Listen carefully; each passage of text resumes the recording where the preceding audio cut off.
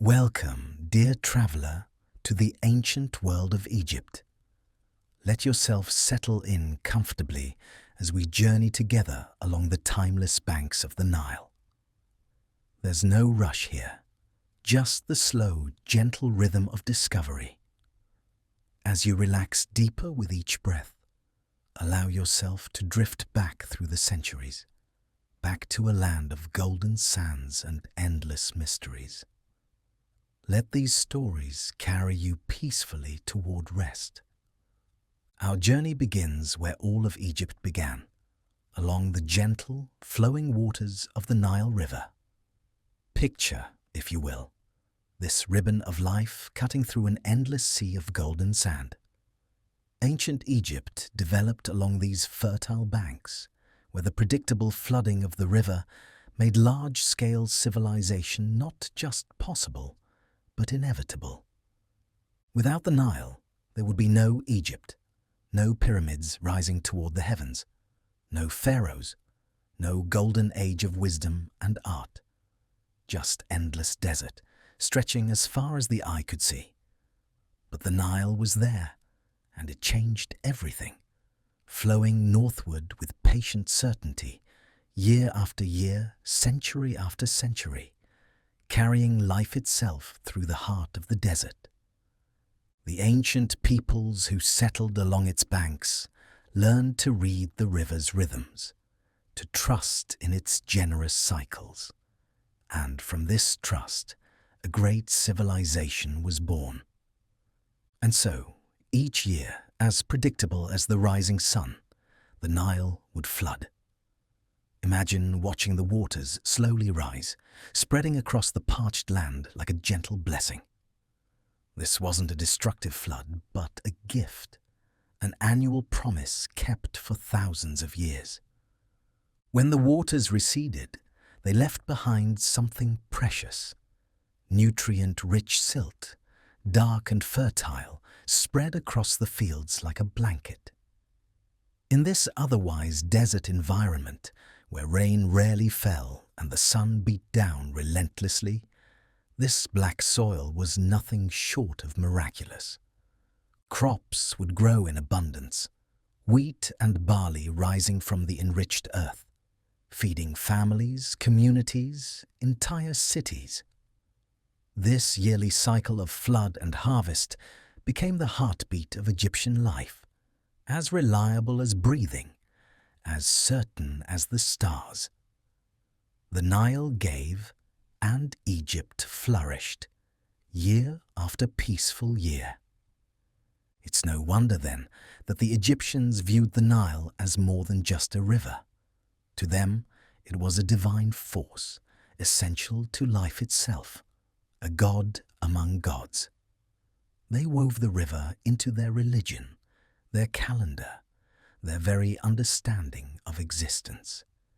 The Nile was Hapi, the god of the flood, bringing abundance and joy. The annual inundation wasn't just a natural phenomenon to be measured and predicted. It was a sacred event, celebrated with festivals and offerings. Prayers were spoken to the river, gratitude expressed for its endless generosity. The Egyptian calendar itself revolved around the Nile's 3 seasons: Akhet, the flooding season; Peret, the growing season; and Shemu, the harvest season. Time itself flowed with the river. All of life moved to its rhythm. Even death and rebirth were connected to this eternal cycle of rising and falling waters, bringing life from apparent emptiness, year after blessed year. Now, as we drift further into this ancient world, imagine standing on the banks of the Nile and looking outward. Beyond the narrow strip of green, beyond the last fields of grain, you would see the desert beginning, vast, golden, and seemingly endless. These surrounding deserts, harsh and forbidding, acted as natural barriers, protecting Egypt like a fortress without walls. To the east, the Arabian desert. To the west, the endless Sahara. To the south, the Nubian desert. And to the north, the Mediterranean Sea. Egypt was cocooned, sheltered, safe. Invading armies found it nearly impossible to cross these burning expanses. The deserts preserved Egypt's culture, allowing it to develop undisturbed for millennia, while other civilizations rose and fell, conquered and absorbed into others. Egypt remained constant, eternal, protected by these golden guardians of sand. Its traditions could deepen, its art could flourish, its pyramids could rise without interruption. The very isolation that might have trapped another culture instead gave Egypt the gift of time. Time to build, time to dream, time to reach for immortality. And so, all these elements together, the life-giving Nile with its predictable floods, the fertile soil renewed each year, the protective desert barriers, created something remarkable. Egypt's unique geography encouraged extraordinary stability. Pharaohs could reign for decades, some for half a century or more. This wasn't a land of constant upheaval and revolution, but one of enduring order. The same families might farm the same land for generations. The same gods were worshipped century after century. The same sun rose over the same golden pyramids. This stability made the impossible possible. It allowed for long reigns and even longer dreams. Dreams built in stone, monumental building projects that would take decades to complete. The pyramids themselves are testament to this stability. Each massive block placed with patience, year after year, confident that tomorrow would come, that the Nile would flood again, that Egypt would endure. In a world of change, Egypt stood still, and in that stillness achieved eternity.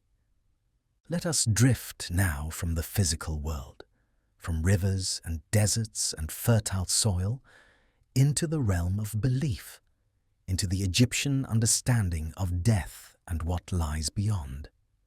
The ancient Egyptians believed, with absolute certainty, that the soul lived on after death.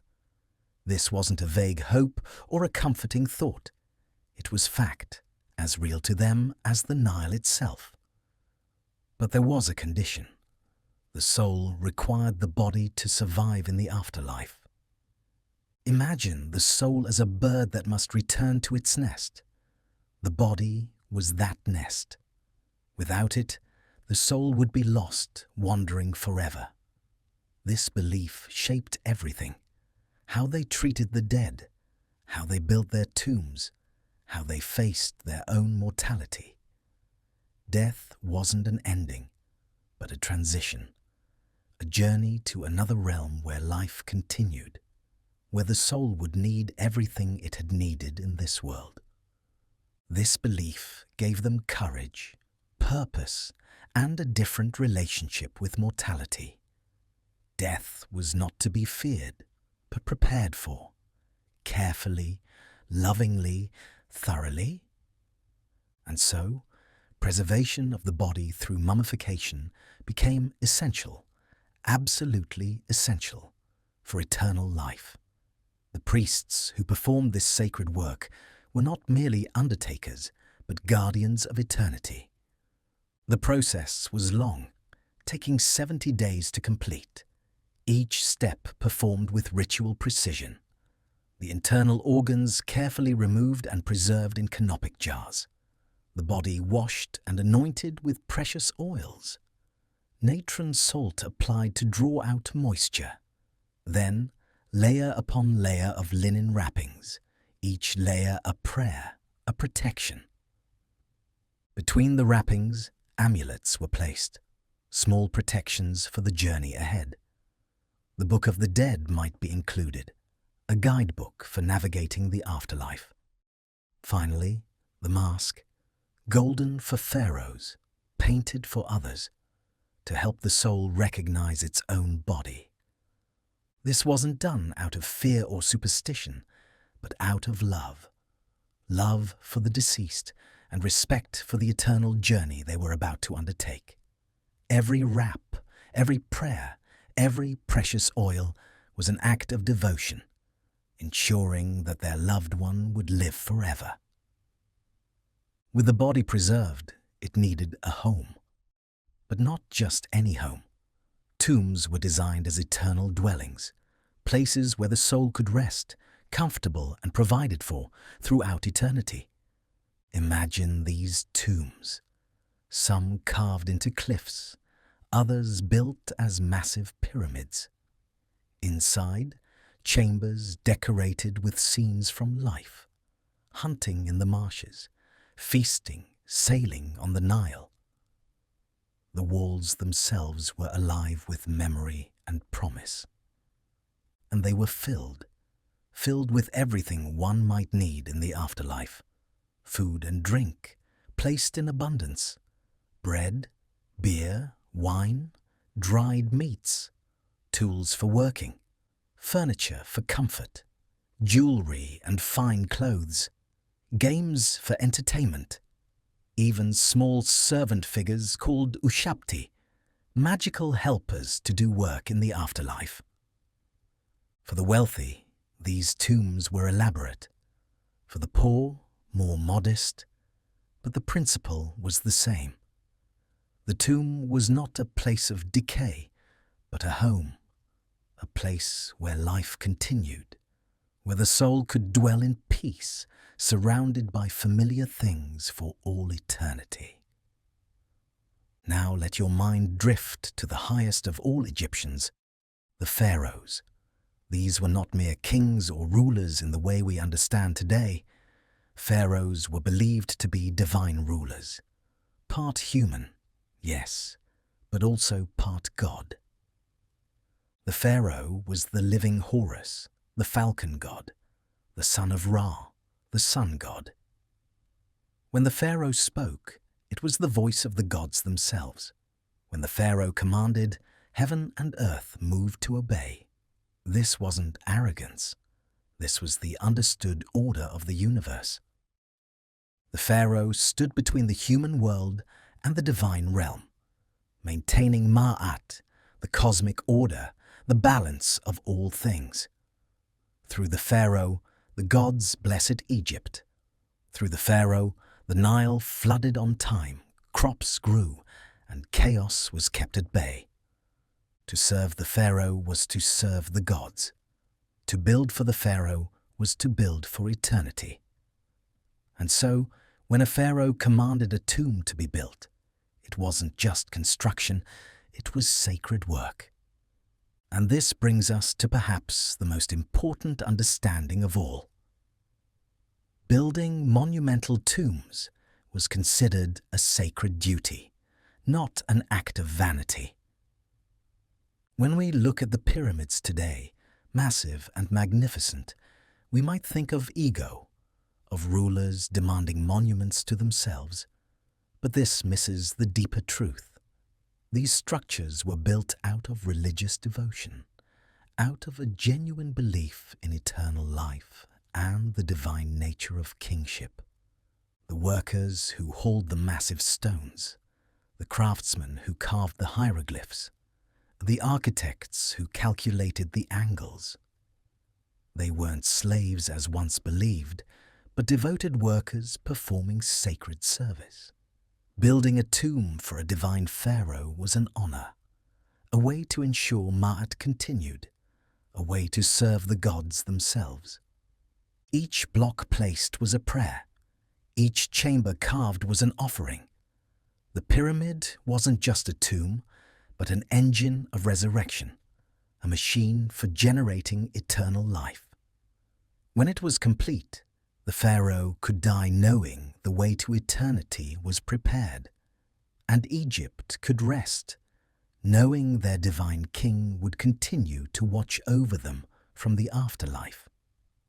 Now, With this understanding of the land and the beliefs that shaped it, we begin to see how these divine pharaohs would leave their mark upon the earth, how they would transform the very landscape of Egypt through monuments that would endure for millennia.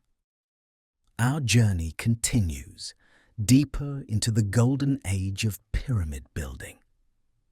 As we journey deeper into the story of ancient Egypt, let us turn our attention to the figures who commanded this great civilization, the pharaohs themselves. These were not ordinary rulers, bound by laws or councils or the will of the people. Pharaohs ruled as absolute monarchs with control over land, labor, and resources. Everything in Egypt belonged to the pharaoh. Every field of grain, every head of cattle, every worker's hands. The land itself was the pharaoh's body. The Nile was the pharaoh's bloodstream. When the pharaoh prospered, Egypt prospered. When the pharaoh commanded, all of Egypt moved as one. This wasn't tyranny as we might understand it today. It was divine order. The pharaoh was Egypt, and Egypt was the pharaoh. There was no separation between the ruler and the ruled, between the kingdom and the king. All were part of a cosmic whole, with the pharaoh at its center like the sun at the center of the sky. This absolute authority, this complete control over every resource, gave the pharaohs something extraordinary: the power to dream impossibly large dreams and then make them real. Their authority allowed them to mobilize tens of thousands of workers. Imagine the organizational capability required, the planning, the coordination, the sheer logistics of bringing together such massive numbers of people for a single purpose. 10,000 workers, 20,000. Some estimates suggest even more during peak construction seasons, all moving with unified purpose, quarrying stone, hauling blocks, shaping limestone, mixing mortar. An army of labor, but not an army of war. An army dedicated to building eternity. Only a pharaoh could command such numbers.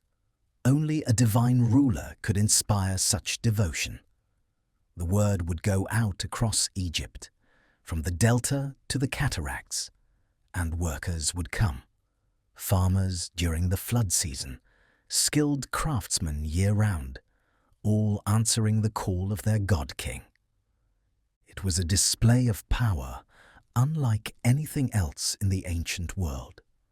Not power wielded through violence, but through belief, through the shared conviction that what they were building mattered, that it would last forever. But this grand vision of pyramid building, it didn't spring into existence fully formed. Like all great achievements, it evolved, slowly, carefully, learning from each attempt, each generation building upon the wisdom of those who came before. Early pharaohs were buried in mastabas before pyramids evolved. Picture these structures, low rectangular buildings with sloping sides, made of mud, brick, or stone. Mastaba means bench in Arabic, and that's what they resembled. Solid, stable, practical. Inside, a burial chamber deep underground. Above, a chapel where priests could make offerings to the deceased pharaoh's Ka, his spiritual double. These were impressive structures for their time, some quite large with multiple rooms and elaborate decorations, but they stayed close to the earth. They didn't reach for the sky. They were, in essence, eternal houses, places of rest, but not ascension, not yet. The leap from mastaba to pyramid required someone with vision, someone willing to think beyond what had always been done, someone who could imagine the impossible. And then came a moment that changed everything. The Step Pyramid of Djoser marked the first major stone monument in history. Not mud brick, which the Nile's rains could eventually dissolve, but stone. Eternal, unchanging stone. This pyramid, built at Saqqara around 2630 BCE, was revolutionary. It began as a traditional mastaba, but then something changed. Instead of stopping, they built another mastaba on top, and then another, and another. 6 levels in all, rising in great steps toward heaven. It stood over 60 meters tall, dominating the landscape like nothing Egypt had ever seen. This wasn't just a tomb anymore. It was a stairway, a ladder by which the pharaoh's soul could climb to the sky, could join the sun god Ra in his daily journey across the heavens. Workers stood back and looked at what they had created, and they must have felt they had touched something divine. They had built not just with mud and brick, but with the very bones of the earth, with stone that would outlast empires, outlast languages, outlast memory itself. Behind this revolutionary design stood one man, a genius whose name would be remembered for millennia. Architect Imhotep pioneered stacked stone construction, but calling him merely an architect diminishes what he achieved. He was architect, yes, but also engineer, mathematician, priest, physician, and philosopher. Imhotep looked at the traditional mastaba and asked, "What if? What if we didn't stop at one level? What if we kept building upward? What if we used not brick, but stone? Stone blocks carefully cut and fitted, stacked with precision, rising level by level toward the realm of the gods." He had to solve problems no one had faced before. How do you stack stone so it doesn't collapse under its own weight? How do you cut blocks to fit perfectly? How do you transport such massive pieces? How do you organize the workforce?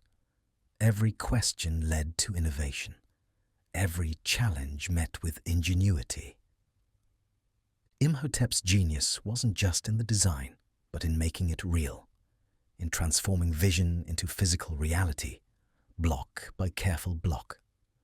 When he died, he was deified, worshipped as a god of wisdom and medicine. Few mortals in history have earned such honor. His step pyramid stands still after 4,600 years, testament to a mind that changed the world. With Imhotep's breakthrough, a door had been opened. The Pyramid Age could now begin in earnest. The Old Kingdom became the golden age of pyramid construction, roughly from 2686 to 2181 BCE. Over 500 years when Egypt's power, wealth, and ambition reached their zenith.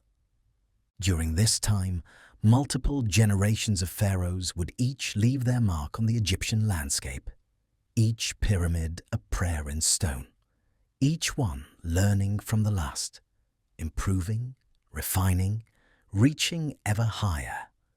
This was Egypt at its most confident, its most unified, its most eternal. The pharaohs of this era weren't just rulers. They were builders of impossibilities. They commanded resources on a scale hard to imagine. Surplus grain to feed armies of workers, copper tools by the thousands, limestone quarries working year after year. All of Egypt's abundance channeled toward a single, magnificent obsession, touching eternity through architecture. Among these great builder pharaohs, one stands out for his relentless experimentation. Pharaoh Sneferu experimented with pyramid design, leading to true pyramids. Sneferu wasn't content to simply copy what came before. He wanted to perfect the form, to move beyond steps to smooth, perfect slopes. But perfection doesn't come easily. Sneferu would build not one, not two, but 3 major pyramids during his reign, each one a massive undertaking, each one teaching lessons that would make the next one better. His ambition was staggering, his determination absolute. Together, these 3 pyramids used more stone than the Great Pyramid itself. Imagine the resources poured into this learning process, the decades of work, the countless workers, all in pursuit of the perfect pyramid.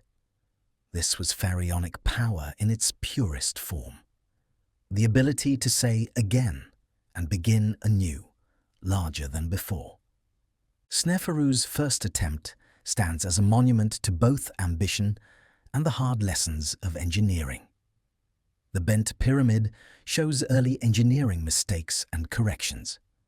It rises from the desert at Dashur with a distinctive, almost haunted quality. Its name tells the story.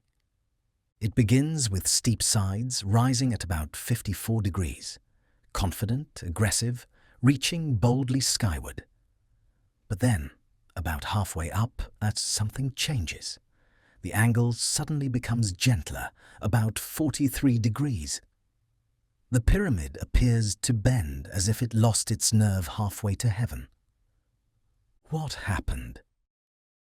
As construction progressed, engineers noticed troubling signs, cracks forming in the internal chambers, the weight becoming too great for the foundation. The steep angle that looked so impressive on paper was threatening to bring the whole structure down. A decision had to be made. Abandon the project or adapt? They adapted, changing their angle mid-construction, reducing the weight and stress. It wasn't the pyramid Sneferu originally envisioned, but it stood. It stands still today. A beautiful, strange monument to the process of learning, to the courage it takes to change course, to human persistence in the face of setbacks. Every engineer who looks at the bent pyramid sees a kindred spirit, someone who faced an impossible problem and found a solution, even if it wasn't the perfect one. But Sneferu learned. He took those hard lessons from the bent pyramid and applied them to his next great project. The Red Pyramid became Egypt's first successful smooth-sided pyramid. Named for the reddish hue of its limestone blocks, it stands near the bent pyramid, a testament to perseverance rewarded. This time, Sneferu's architects started with a gentler angle from the beginning, about 43 degrees, the same as the upper portion of the bent pyramid. They had learned that lesson well. Ambition must be tempered with wisdom. Reaching for the sky requires a foundation strong enough to support the dream. And it worked, beautifully, magnificently. The Red Pyramid rises smooth and clean, its sides unbroken, its form perfect. Inside, the chambers are vast and stable. This was the triumph Sneferu had sought, the vindication of his experimental spirit, the proof that the true pyramid form was achievable. Workers and engineers must have stood in awe when it was completed, knowing they had achieved something no generation before them had accomplished. They had built the first true pyramid, smooth, stable, eternal. The impossible made real through patience and learning. All of this experience, all these experiments, all these lessons learned through decades of trial and adaptation. These experiments led directly to the Great Pyramid. Sneferu's son, Khufu, inherited not just a throne, but a wealth of knowledge. He knew what worked and what didn't. He knew the angles that would stand, the techniques that would endure. When Khufu began planning his own pyramid, he didn't have to guess or experiment. He had the Red Pyramid as his template, his father's wisdom as his guide. He could focus not on solving basic problems, but on refining, perfecting, building not just a true pyramid, but the greatest pyramid, the ultimate expression of everything Egypt had learned. The stage was set, the knowledge accumulated, the resources assembled. And so, on the plateau of Giza, work would begin on a structure that would define Egypt and human achievement itself for millennia to come. But that magnificent story unfolds next as our journey through ancient wonders continues. And now we arrive at the monument that would come to define ancient Egypt, perhaps define human ambition itself. Standing on the Giza plateau, looking out over the endless desert, a structure would rise that would capture the imagination of every civilization that followed. The Great Pyramid was built for Pharaoh Khufu around 2600 BCE.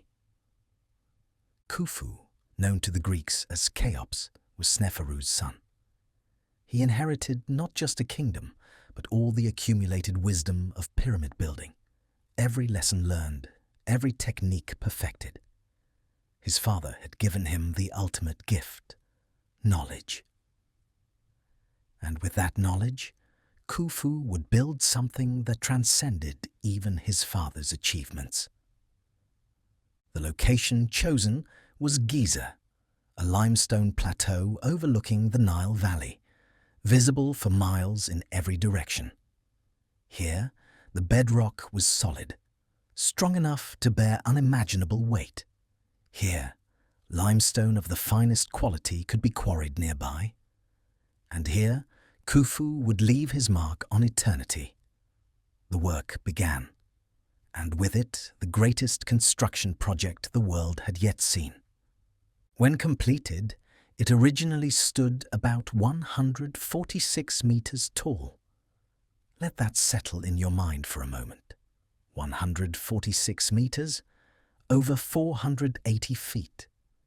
Nearly 50 stories of solid stone rising from the desert sand, making it the tallest man-made structure for over 3,800 years. For almost 4 millennia, no human creation would surpass it.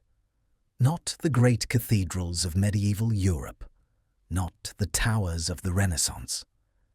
It wasn't until the 19th century, with the construction of Lincoln Cathedral's spire, that humanity finally built something taller.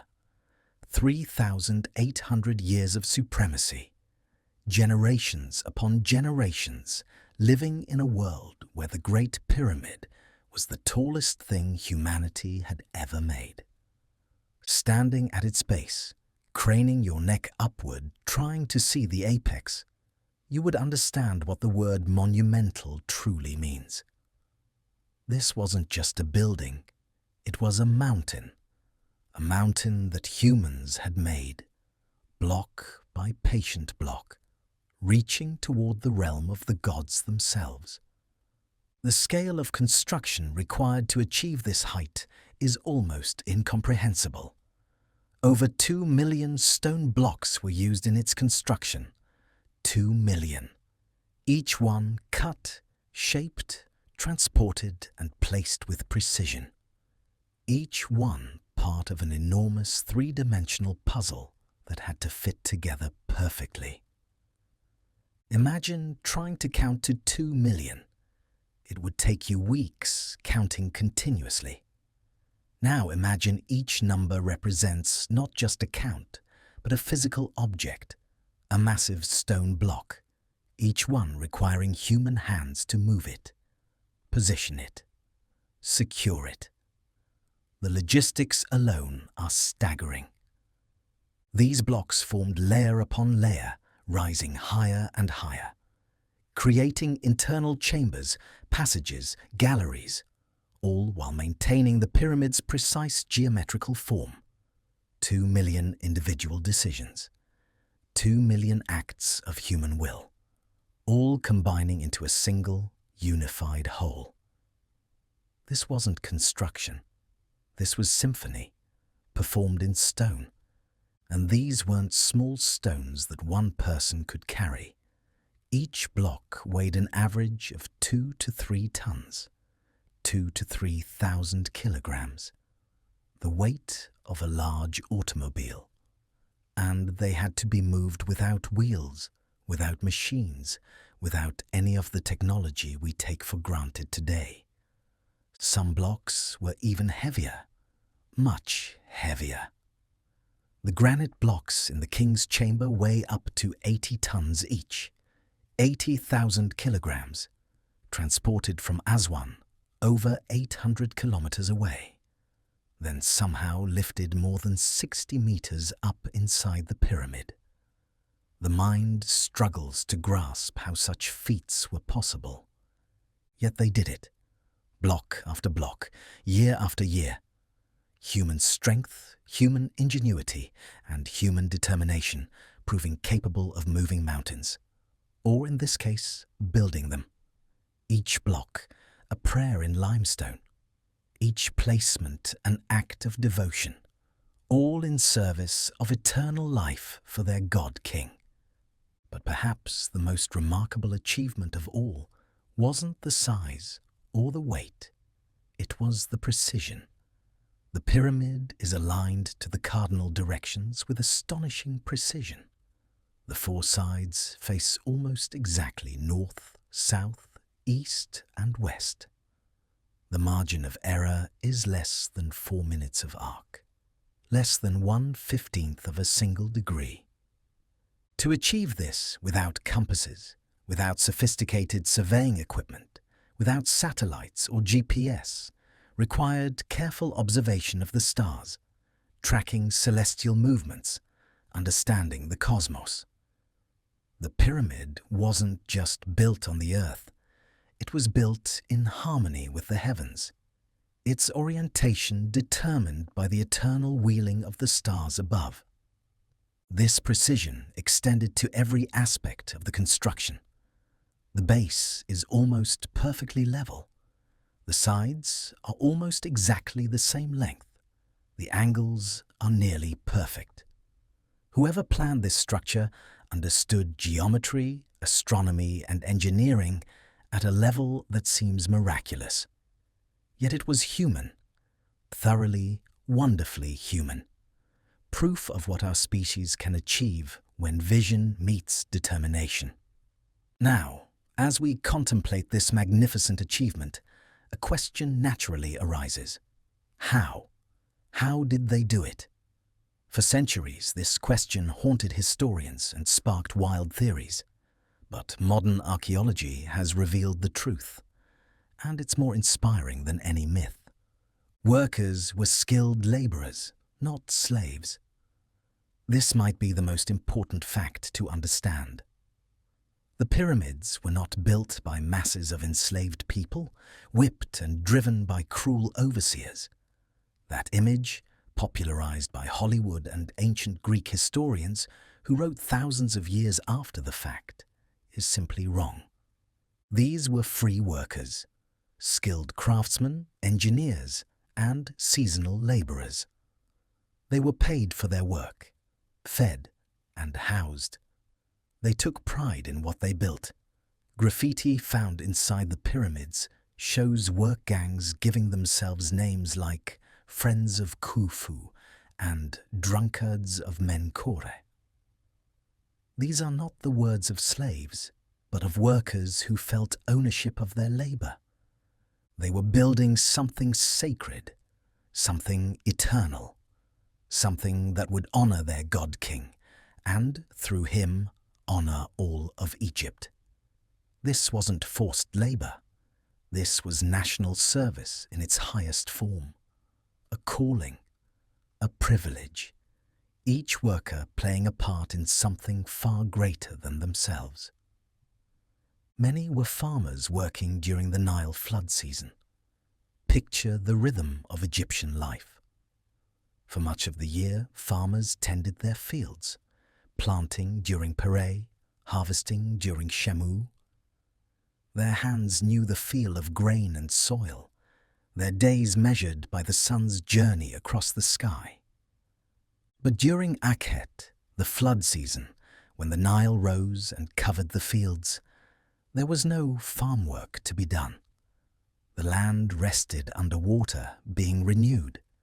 And the farmers, they came to Giza. They traded their ploughs for stoneworking tools, their fields for the Great Pyramid Plateau, and for a few months each year they became builders. This system was brilliant in its efficiency. The flood that made farming impossible made pyramid building possible. The same seasonal rhythm that grew grain also grew monuments, and the farmers were fed from Egypt's surplus, the extra grain stored in good years. So even while not farming, they provided for their families, fed by the very abundance their farming had created in years past. The technical skills required began at the very source of the stone. Stone was quarried using copper tools and stone hammers. The quarries near Giza provided most of the limestone. Workers would identify a promising section of bedrock, then begin the careful process of extraction. They used copper chisels to cut trenches around each block, hammering them with stone pounders over and over. The copper was soft by our standards, but adequate for limestone. For harder stone, they used dolerite hammers, dark, dense balls of stone that could pound and chip away at even granite. Once trenches were cut on 3 sides, and underneath, wooden wedges were driven into cracks. These wedges were then soaked with water. As the wood expanded, it would split the stone, finally freeing the block from the living bedrock. It was slow, methodical work, but effective. The quarries rang with the sound of hammer on stone, thousands of workers creating the building blocks of eternity, one strike at a time. Once freed from the quarry, each massive block faced a journey, sometimes short, sometimes hundreds of kilometers long. Blocks were transported on sleds, likely lubricated with water. Wooden sleds were placed under each block. Then teams of workers, sometimes dozens for a single block, would pull it using ropes. But limestone blocks on wooden sleds sliding over sand, that creates tremendous friction. The sleds would dig in, become stuck, until someone had a brilliant insight. If they poured water on the sand in front of the sled, it would compact the surface, reduce friction dramatically. Too little water and the sand stayed loose. Too much and it became muddy, but just the right amount, and the blocks could be moved with half the force.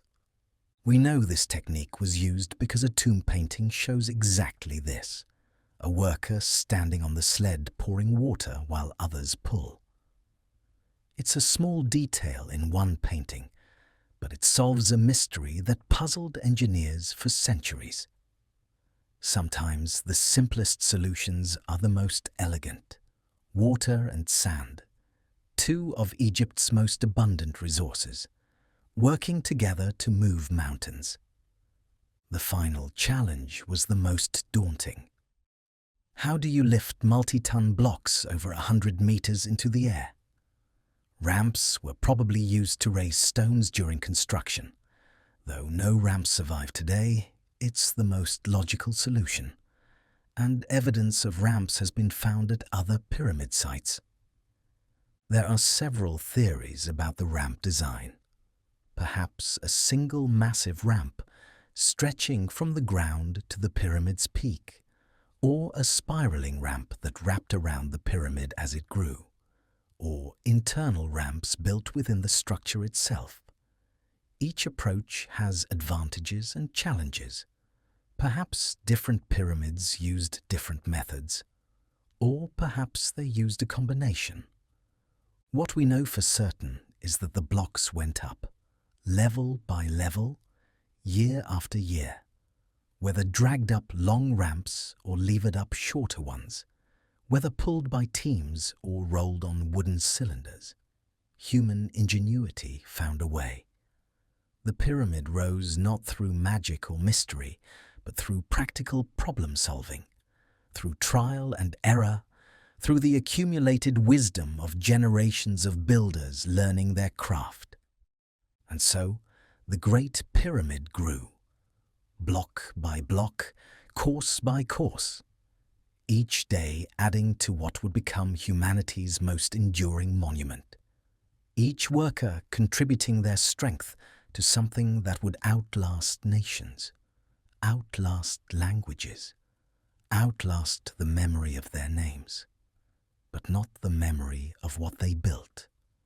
That remains eternal as the stars they used to align it.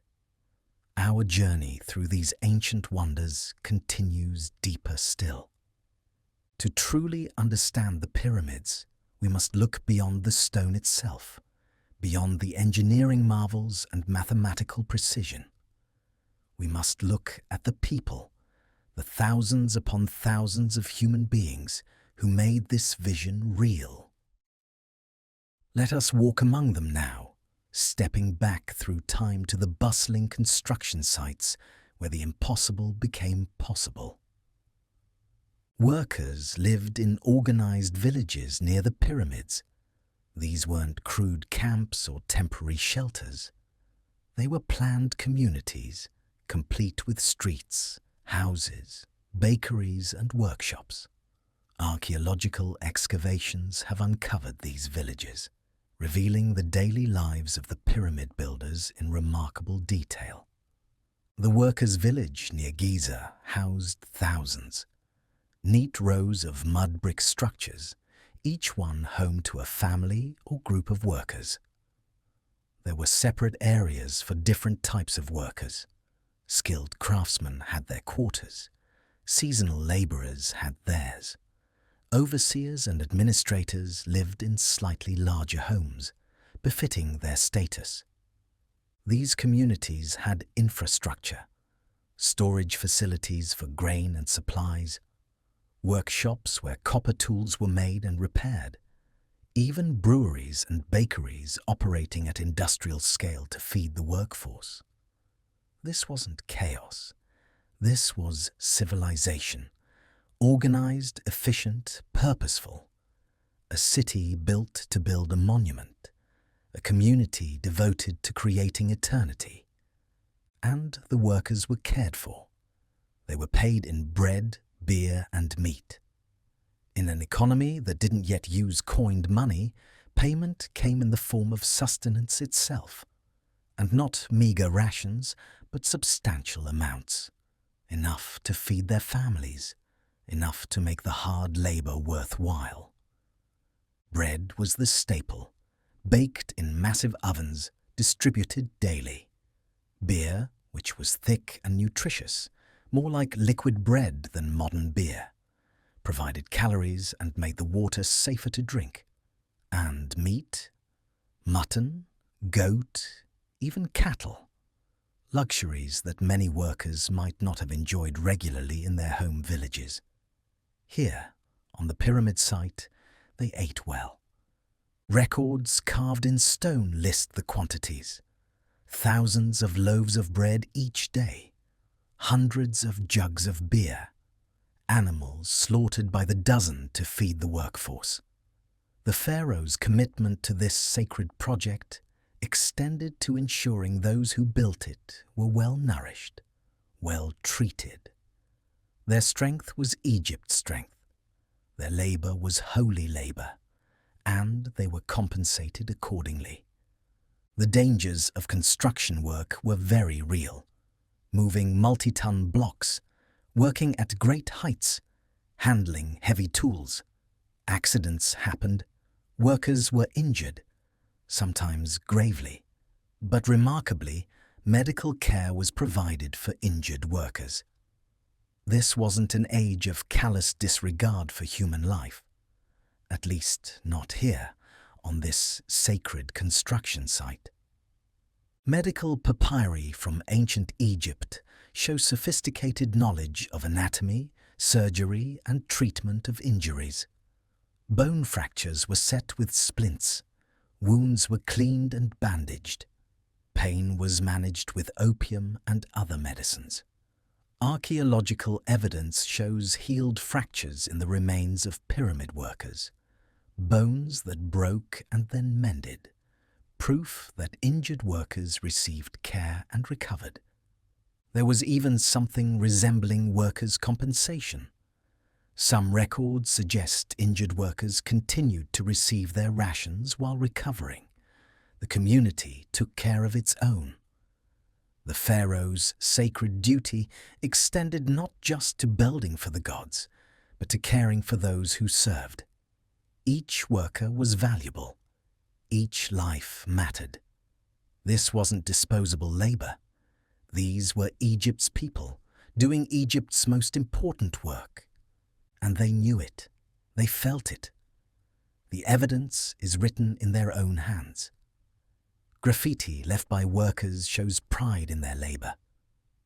Deep inside the pyramid, in spaces that would be sealed forever once construction was complete, workers left their marks, team names, boasts, declarations of achievement. The crew, Khufu, excites love. The crew, the white crown of Khufu, is powerful. These phrases, carved or painted in red ochre, weren't mandated by overseers. They were spontaneous expressions of pride. Workers declaring their participation in something magnificent, something that mattered. They competed with each other. Which team could move the most stone? Which crew could work the fastest? These weren't the expressions of downtrodden slaves, but of workers who felt ownership, who took satisfaction in their strength and skill, who knew that thousands of years hence their work would still stand, and in some small way they would be remembered.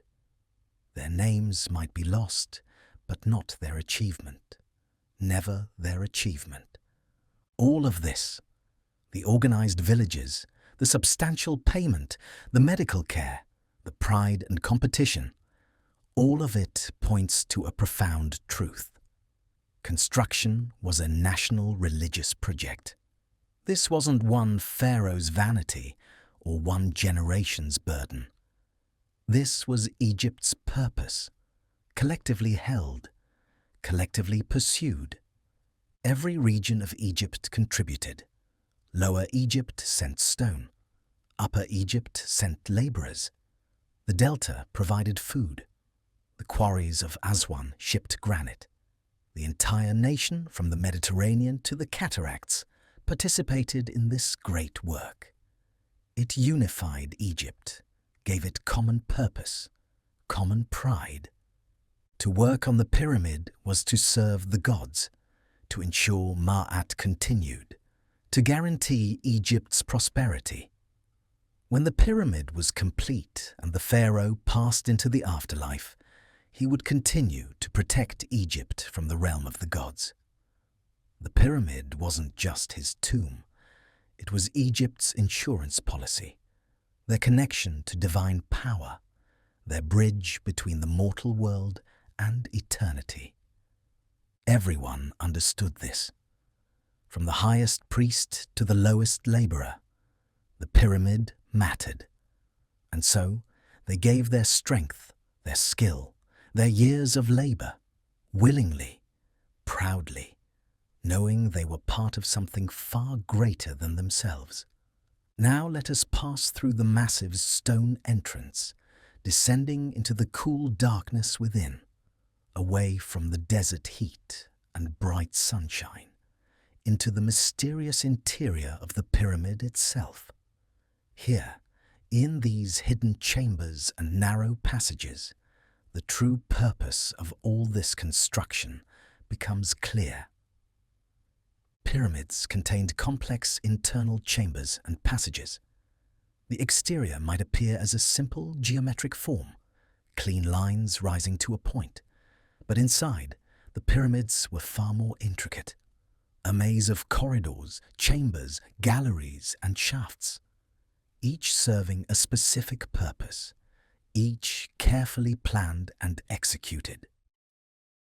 The Great Pyramid's interior is particularly elaborate. The entrance on the north face leads to a descending passage that goes deep underground. This was tradition, connecting the tomb to the earth itself. But then, unusually, an ascending passage branches off, climbing upward through the heart of the pyramid, leading to the most important chambers. The Grand Gallery, a soaring corbelled ceiling rising 8 meters high. A passage so impressive that visitors throughout history have stood in awe beneath it. And at its end, the King's Chamber, the heart of the pyramid, the reason for all this stone. Here, the pharaoh's body would rest.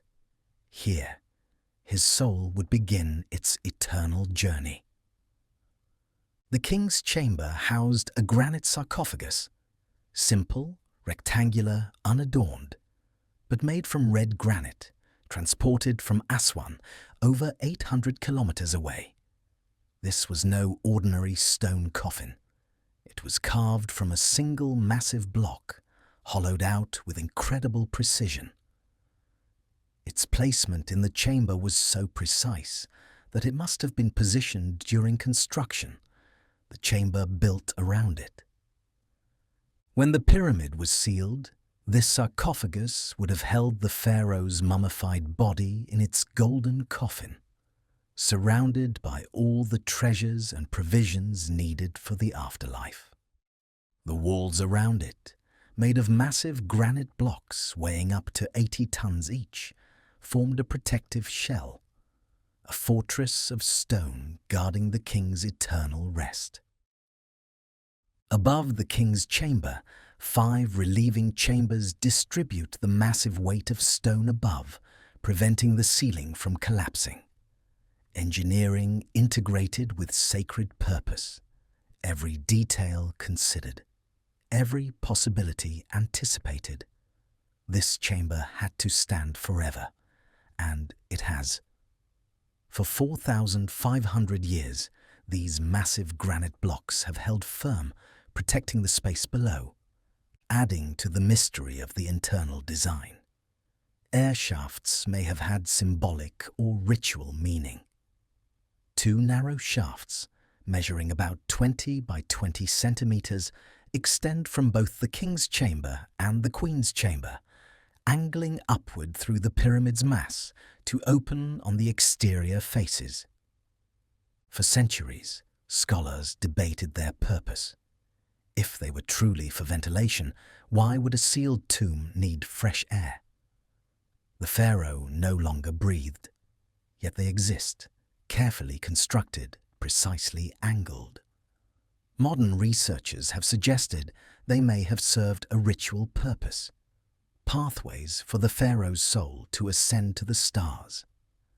The shafts from the king's chamber point towards specific constellations, Orion and the circumpolar stars, places where the Egyptians believed the souls of pharaohs travelled. Perhaps these shafts were not for air, but for the ka, allowing the pharaoh's spirit to climb to the heavens, to take its place among the eternal stars. Once again, engineering serving not just practical needs, but spiritual ones, the physical and the divine intertwined. The complexity of these internal structures served another purpose as well. Some chambers were designed to deter tomb robbers. The Egyptians knew their pyramids contained unimaginable wealth, gold, jewels, precious oils, sacred objects, everything a pharaoh would need in the afterlife, and everything a thief would risk death to steal. False passages were built, dead ends designed to confuse and frustrate intruders. Massive granite plugs were positioned to slide into place, blocking passages after the burial. Some pyramids had multiple chambers, some empty, some filled, which held the real burial. The architecture itself became a puzzle, a trap, layers of protection built into the very stone. Narrow passages that a man could barely squeeze through suddenly dropped into deep pits. Hidden doors concealed behind stones that looked like solid walls. Every trick the builders could conceive was employed, because they knew that despite all their efforts, despite all their prayers and precautions, thieves would come. And they were right. Despite this, most pyramids were looted in antiquity, some within a few generations of their construction, others during times of chaos when central authority broke down and law gave way to opportunism. The tomb robbers came, and they were persistent. They tunneled around the granite plugs, found the hidden chambers, defeated the false passages. Whatever wealth the pyramids once held, the golden masks, the jeweled collars, the precious amulets, most of it disappeared into the black market of the ancient world, melted down, broken up, scattered, lost to history. When archaeologists finally entered the pyramids in modern times, they found mostly empty chambers. The sarcophagi remained, too massive to remove. But the mummies themselves, the treasures, the provisions for eternity, gone. Stolen millennia ago by those who saw wealth where the builders saw sacred duty. Yet the pyramids themselves survived. The thieves could steal the contents, but not the structure. They could rob the pharaohs of their grave goods, but not their monuments. The pyramids stand still, empty but eternal, their stones too massive, too numerous, too perfectly placed to be easily dismantled. The treasure is gone, but the achievement remains. And perhaps that's the truest treasure of all. Not gold that can be melted and spent, but stone that endures, a testament to human will that no thief can steal, no time can erase. And so we see the pyramids not just as mysterious structures, but as complex creations serving multiple purposes: protection, ritual, symbol, and eternal home. Each element carefully designed, each stone placed with intention. The journey through these ancient passages continues, revealing more secrets with each step, deeper into Egypt's golden past. As we continue our journey through the mysteries of ancient Egypt, let us pause and consider not just the physical form of these monuments, but their deeper meaning. The pyramids were more than tombs, more than engineering triumphs. They were symbols, expressions of belief carved in stone, connections between earth and sky. Let us explore the sacred geometry and cosmic purpose behind these eternal structures. The pyramid shapes symbolized the sun's rays. Stand in the desert at dawn or dusk when the sun hangs low on the horizon, and watch as its light breaks through the clouds. You'll see them, great shafts of golden light spreading down from heaven to earth, radiant beams descending from the realm of Ra, the sun god. The pyramid's form captures this sacred geometry. Its sloping sides mirror those divine rays of sunlight, the apex reaching toward the sky, touching the realm of the gods. The base, broad and stable, firmly rooted at the earth. The pyramid was a a physical manifestation of the connection between the mortal and the divine, between earth and heaven, between death and eternal life. When the pyramids were first completed, they were covered in smooth white limestone, polished until it gleamed. Under the Egyptian sun, they would have blazed like beacons, like captured sunlight, like solid rays of Ra himself. Visible for miles across the desert, they proclaimed the pharaoh's divine nature and his connection to the sun god. They were light made solid, heaven made touchable, eternity given form. This symbolism was deeply intentional, because Egyptians believed the pharaoh would ascend to the heavens. The pyramid wasn't just a resting place, but a launching point, a ramp to the stars. Through its form, through its orientation, through every carefully calculated detail, the pyramid facilitated the pharaoh's transformation from mortal king to eternal god. The texts inscribed in later pyramids speak of this journey. A ramp to the sky is built for the pharaoh that he may go up to the sky. The soul, freed from the body, would climb, would ascend, following the pyramid's slope upward, or travelling through those mysterious air shafts we spoke of earlier, rising to join Ra in his solar bark as it journeyed across the heavens each day. This wasn't metaphor to the ancient Egyptians. This was literal truth. The pharaoh would become a star, would merge with the sun, would continue to bless and protect Egypt from the celestial realm. The pyramid made this transformation possible. Its very shape an engine of apotheosis, turning mortal flesh into divine spirit, one carefully placed stone at a time. But the pyramid never stood alone. The pyramids were part of larger funerary complexes. What we see today is only the centerpiece of vast sacred landscapes. Imagine the complete picture. The pyramids surrounded by temples, causeways, smaller pyramids, and carefully planned ceremonial spaces. To the east of each major pyramid stood a mortuary temple. Here, priests would conduct daily rituals, making offerings to the deceased pharaoh's ka, reciting prayers, ensuring the king's continued existence in the afterlife. The temple would be filled with statues, relief carvings telling the pharaoh's story, and altars where bread, beer, and incense were offered in perpetuity.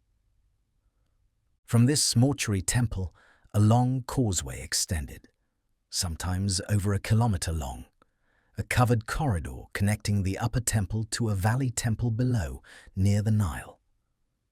This wasn't just a path, but a ritual processional way. During the funeral, the pharaoh's body would travel this sacred road, from the world of the living, represented by the fertile Nile Valley, to the world of the dead, represented by the desert plateau and its eternal monument. Surrounding the main pyramid, smaller pyramids for queens, mastaba tombs for royal family and high officials, all arranged in careful order. The pyramid complex was a city of the dead, but also a city of eternal life, where the divine pharaoh reigned forever, surrounded by his court, receiving worship and offerings through the ages. The precision extended beyond the pyramid itself. Temples and causeways supported ritual activity.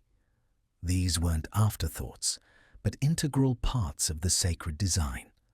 The valley temple, where purification rituals began, where the mummy might be prepared, where the opening of the mouth ceremony restored the deceased's senses. The causeway, along which the funeral procession moved. In some pyramids, the walls were decorated with detailed reliefs, scenes of daily life, conquests, offerings, creating a narrative journey from life to death to rebirth. Every step along this path had meaning, every stone placed to facilitate the rituals that would ensure the pharaoh's successful transformation.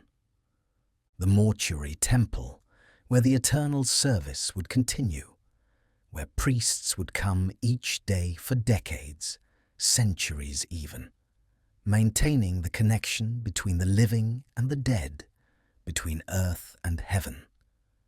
These temples required endowments, land set aside specifically to produce food for offerings, priests dedicated to this service, an entire economy built around eternal maintenance. It was religion, yes, but also community, purpose, continuity. The pyramid complex provided employment, meaning, and connection across generations. Priests served, training their sons to serve after them. The dead pharaoh remained part of Egyptian life, still providing for his people through the institution of his cult, still present, still powerful, still beloved. And the positioning of these monuments wasn't random. The Giza pyramids align with celestial patterns.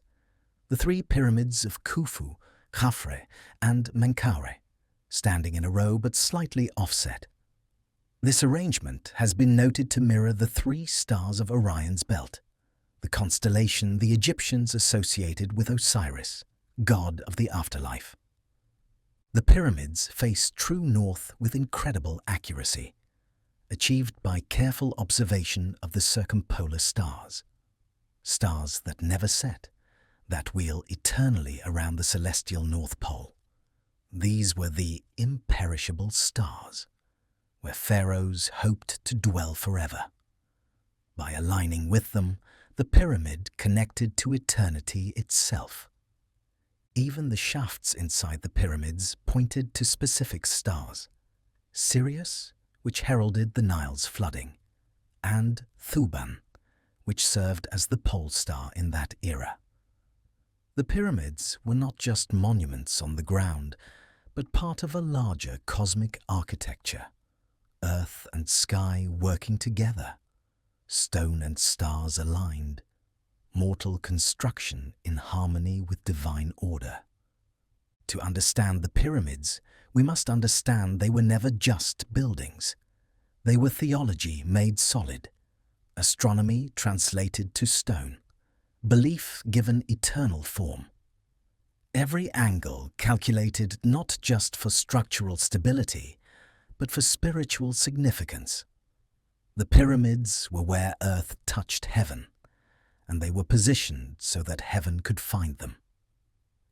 Yet even the most magnificent traditions evolve. Even practices that seem eternal must eventually change. Let us now consider how the great age of pyramid building came to an end, not through catastrophe or conquest, but through the quieter forces of economics, practicality, and shifting beliefs. Pyramid construction declined due to cost and resource demands. Building a structure like the Great Pyramid required not just massive resources, but sustained stability, decades of peace, abundant surplus, unified national effort. For a time, Egypt had all of these. But such perfect conditions cannot last forever. Each generation's pyramid demanded enormous quantities of stone, labor, food, copper for tools. The national economy strained under the weight of these projects, literally building mountains while also maintaining armies, administration, and the daily needs of the kingdom. It was sustainable when Egypt was at its most powerful and unified. But as time passed, the burden grew heavier.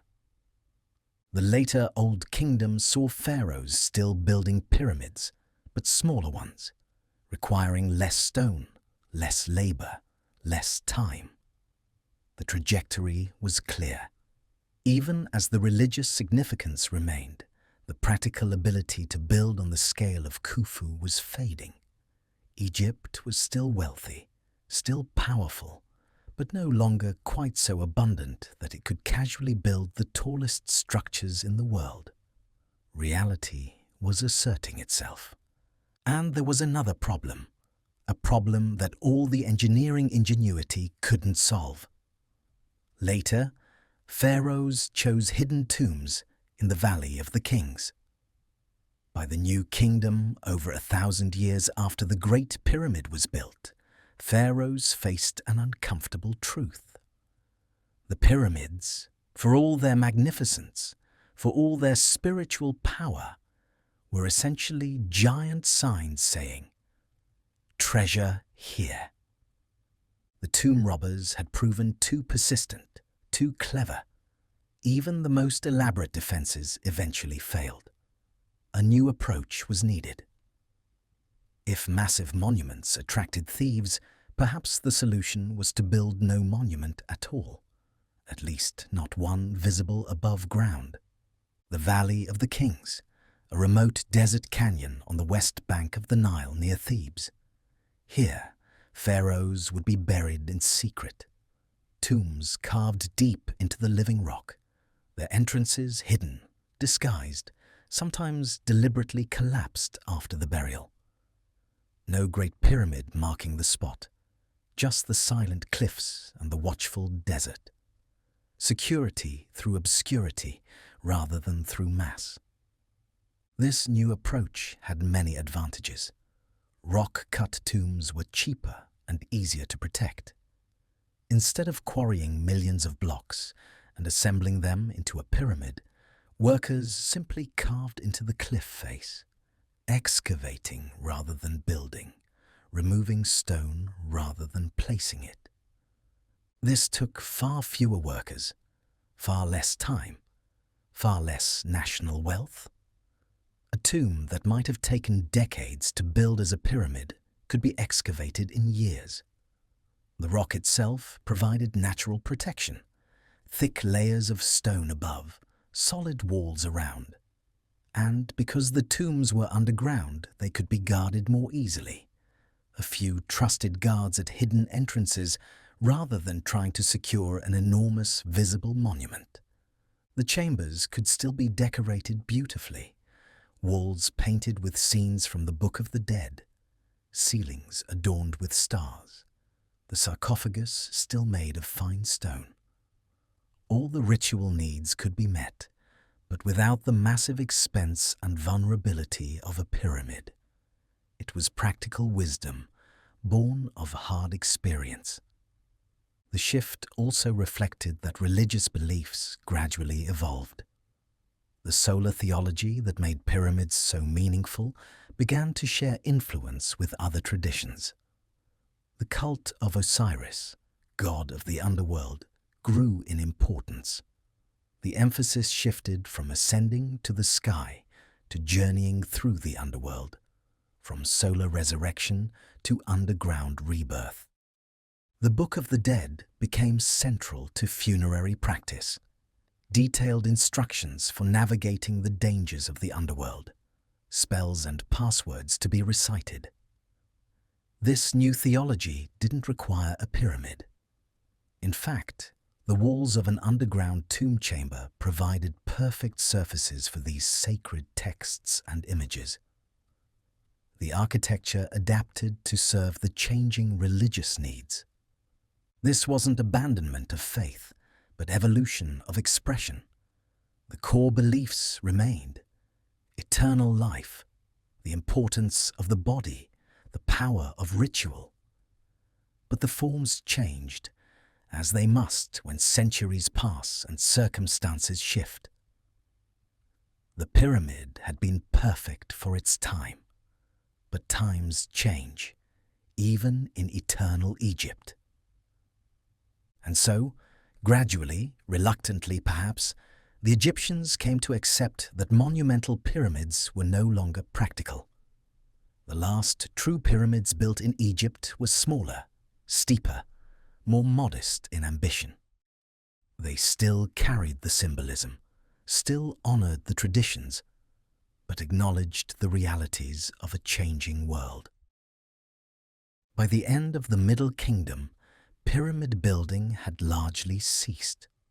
The knowledge remained, the skills were still passed down, but the great age of pyramid construction was over. Egypt would continue for thousands of years more, would see new heights of power and artistry, but would never again build mountains of stone to house its kings. Yet those pyramids that were built, those magnificent structures from the Old Kingdom, especially the trio at Giza, they remained, they endured. Long after the last pyramid was built, they stood. Long after Egypt itself fell to foreign conquerors, they stood. They stand still today, not despite the end of pyramid building, but perhaps because of it. The Egyptians knew when to stop, knew when they had achieved their masterpiece. And that masterpiece has outlasted everything, outlasted the very civilization that created it. A testament not just to ancient ambition, but to ancient wisdom.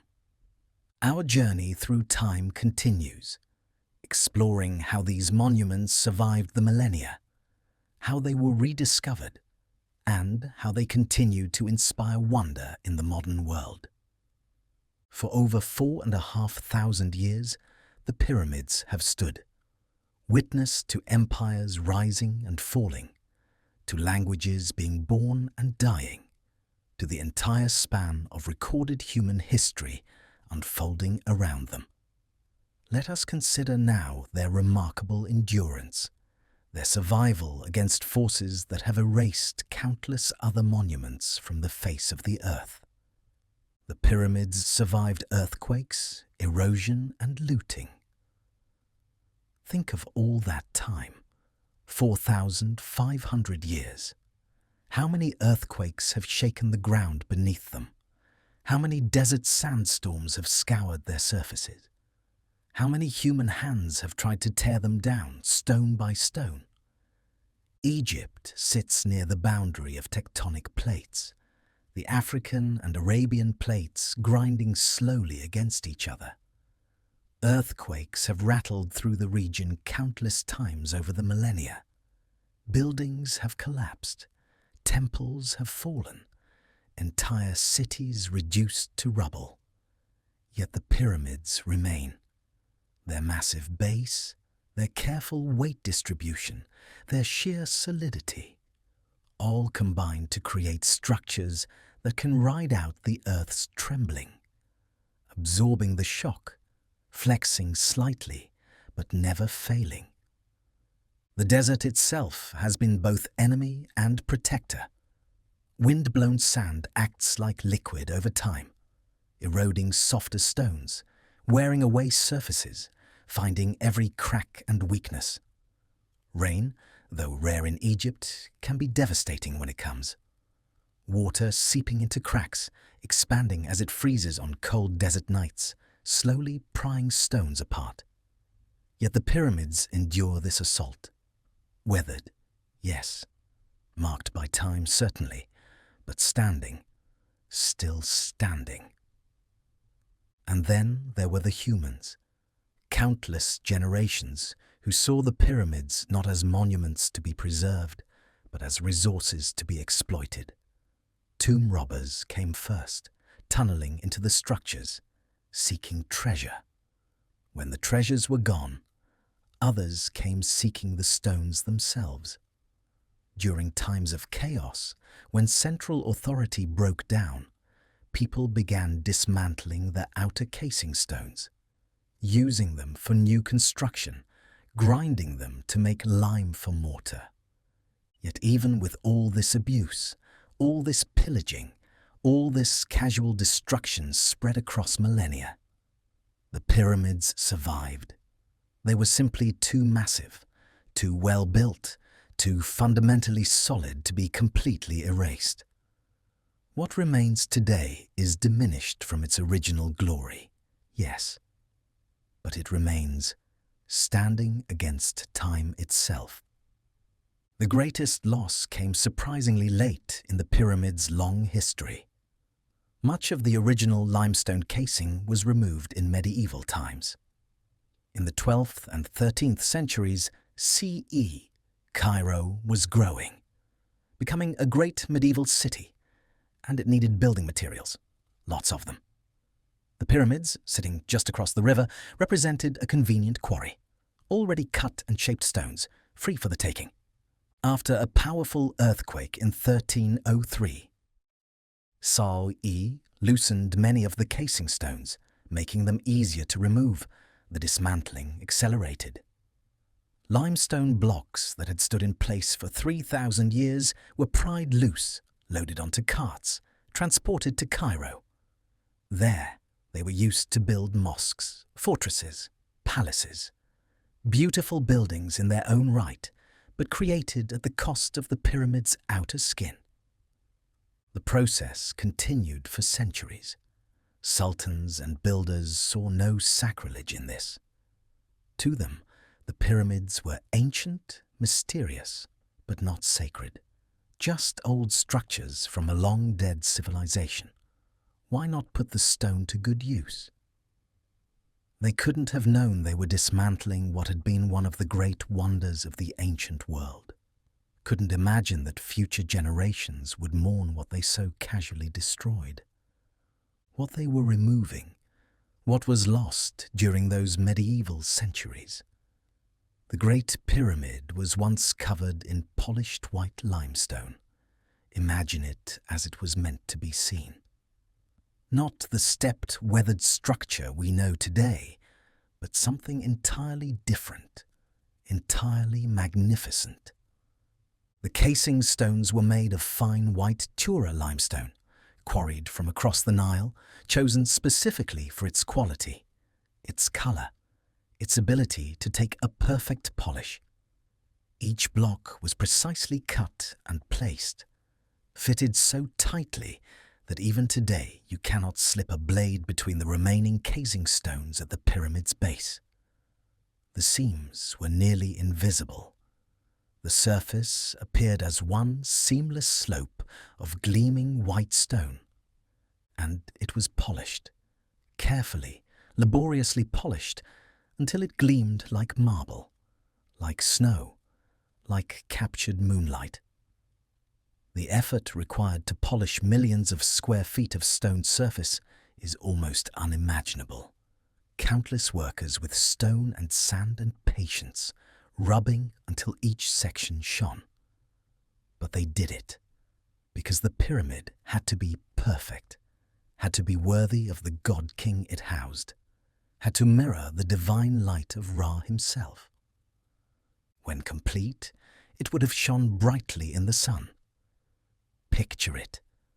The desert morning, the sun rising over the eastern horizon, and there, catching the first rays of dawn, a mountain of brilliant white light, the pyramid blazing like a beacon, like a star fallen to earth, visible for miles in every direction, a declaration of divine power and human achievement that could be seen from the very edge of the horizon. At noon, under the fierce Egyptian sun, it would have been almost painful to look at directly.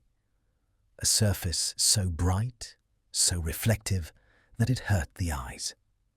The Greeks called it one of the 7 wonders, but they saw it already ancient, already weathered.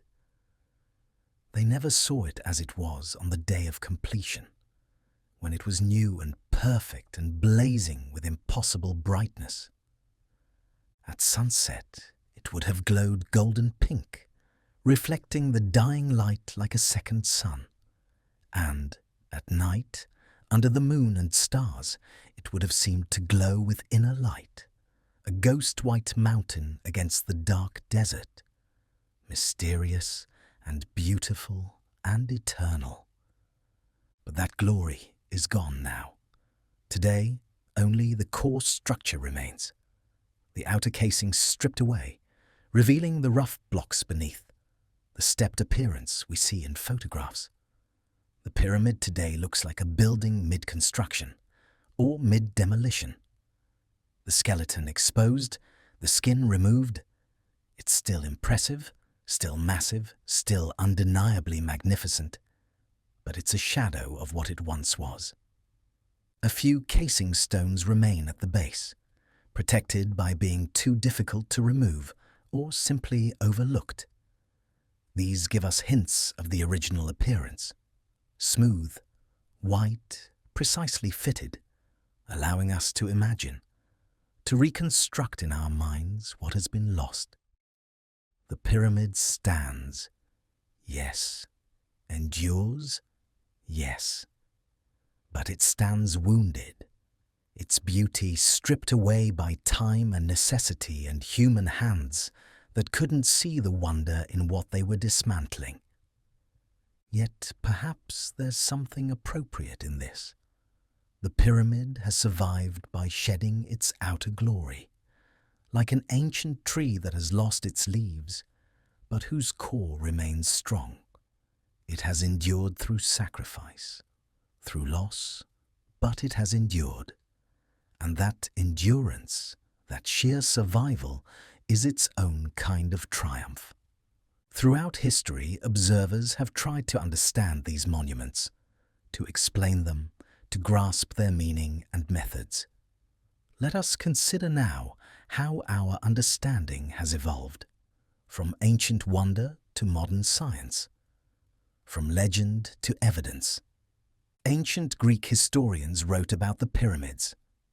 When Herodotus visited Egypt around 450 BCE, the pyramids were already over 2,000 years old. Imagine that. They were as ancient to him as the Roman Colosseum is to us. He saw them as mysterious relics from an impossibly distant past. Herodotus interviewed Egyptian priests and guides, recording their stories about how the pyramids were built. He wrote of 100,000 workers laboring for 20 years, of vast ramps and lifting machines. Some of what he recorded may be accurate. Some was certainly exaggeration or misunderstanding. The Egyptians themselves, 2,000 years removed from the Pyramid Age, may not have known the full truth anymore. The knowledge had faded into legend. Later, classical writers added their own observations. Pliny the Elder called them an idle and foolish display of royal wealth, missing entirely their religious significance. Strabo explored the Great Pyramid's interior, describing the entrance and passages in useful detail. These ancient accounts are valuable, but limited. They were tourists, essentially, visitors from foreign cultures trying to understand monuments from a civilization already long dead. For centuries, that's all we had. Classical accounts, medieval Arab writers, European travelers, all speculating, theorizing, imagining. The pyramids remained mysterious, and in that mystery, all sorts of wild theories flourished. They were built by giants, by Atlanteans, by visitors from beyond the stars. Anything seemed possible because solid evidence was lacking. Then, slowly, the science began. Modern archaeology revealed worker villages and tools. In the 20th century, systematic excavation around the pyramids uncovered the villages we discussed earlier, the bakeries and breweries, the workshops where copper tools were made. Physical evidence of the real human workers who built these monuments. They found the tools themselves, copper chisels worn down from use, stone hammers with grooves from countless impacts, wooden sledges that once dragged blocks across sand. These weren't legendary implements. They were ordinary tools, well-made but recognizable, human scale, evidence that the pyramids were built not by magic or lost technology, but by human hands using human tools. The worker cemeteries revealed even more. Skeletons showing the wear patterns of heavy labor, healed fractures proving medical care, analysis of bones showing diet rich in meat and bread, everything confirming what the hieroglyphs had suggested. These were workers, not slaves, honored workers who gave their strength to something they believed in. The physical evidence gave us truth where before we had only speculation.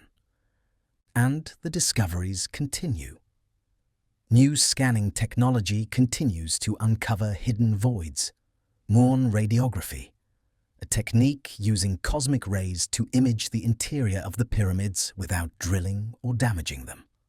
Like an X-ray, but for entire mountains of stone. It has revealed empty spaces within the Great Pyramid that no one knew existed. In 2017, a team announced the discovery of a large void above the Grand Gallery, 30 meters long at least. Its purpose unknown. Is it a relieving chamber, an undiscovered corridor, a sealed room containing what? We don't know yet. Technology has given us questions we don't yet have answers to, has revealed mysteries within mysteries. Ground-penetrating radar, 3D laser scanning, thermal imaging. Modern technology is revealing details invisible to the human eye, showing us the pyramids in ways their builders never could have imagined. We can map every stone, measure every angle, detect every hidden space. We know more about these structures than any generation before us. Yet somehow, the more we learn, the more questions arise. The truth is humbling. No single ancient text explains the full construction process. Despite all our discoveries, all our advanced scanning, all our archaeological evidence, we still don't have a complete, definitive answer to the simple question: how? The Egyptians left no instruction manual, no detailed construction records. We have work orders for specific tasks, supply records for provisions, but no master plan preserved for posterity. Perhaps they never wrote one. Perhaps the knowledge was passed orally from master builder to apprentice. Perhaps it seemed so obvious to them that documentation seemed unnecessary. Or perhaps such records existed but were lost. Papyrus decays, fire destroys, libraries crumble. The vast majority of ancient Egyptian texts are gone, vanished into dust and time. What survives is fragmentary, scattered, incomplete, hints and pieces from which we try to reconstruct the whole. But the picture remains frustratingly unclear in crucial details. We know they did it.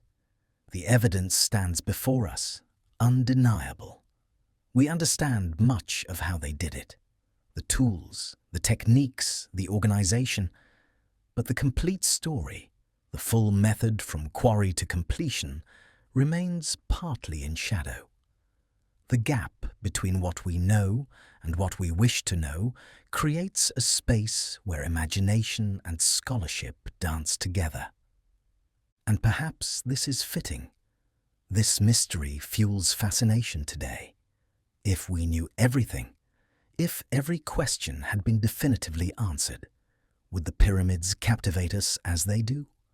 Would they inspire the same wonder? Mystery is part of their power. The pyramids stand at the edge of our understanding, close enough that we can study them, measure them, analyze them with the most sophisticated technology, yet distant enough that they retain their enigma. Their builders left no explanation, forcing each generation to puzzle it out anew, to bring their own knowledge and tools to bear on questions 4,500 years old.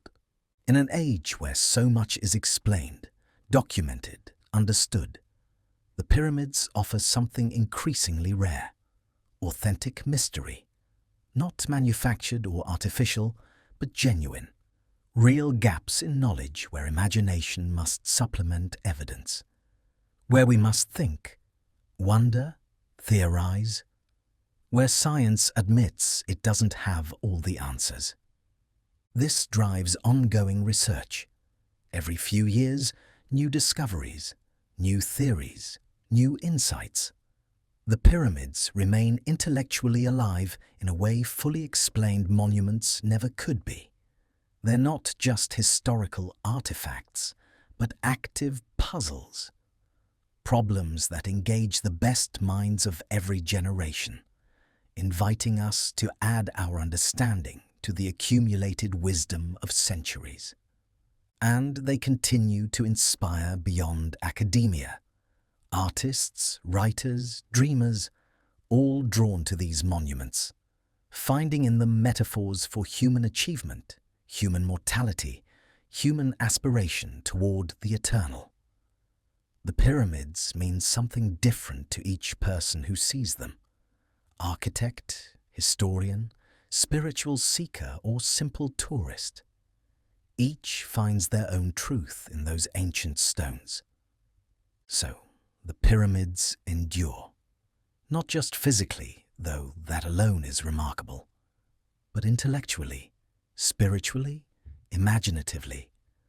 They survive in our collective consciousness as symbols of possibility, proof that humans can build beyond their lifetimes, can create works that outlast empires, can touch, however briefly, something approaching the eternal.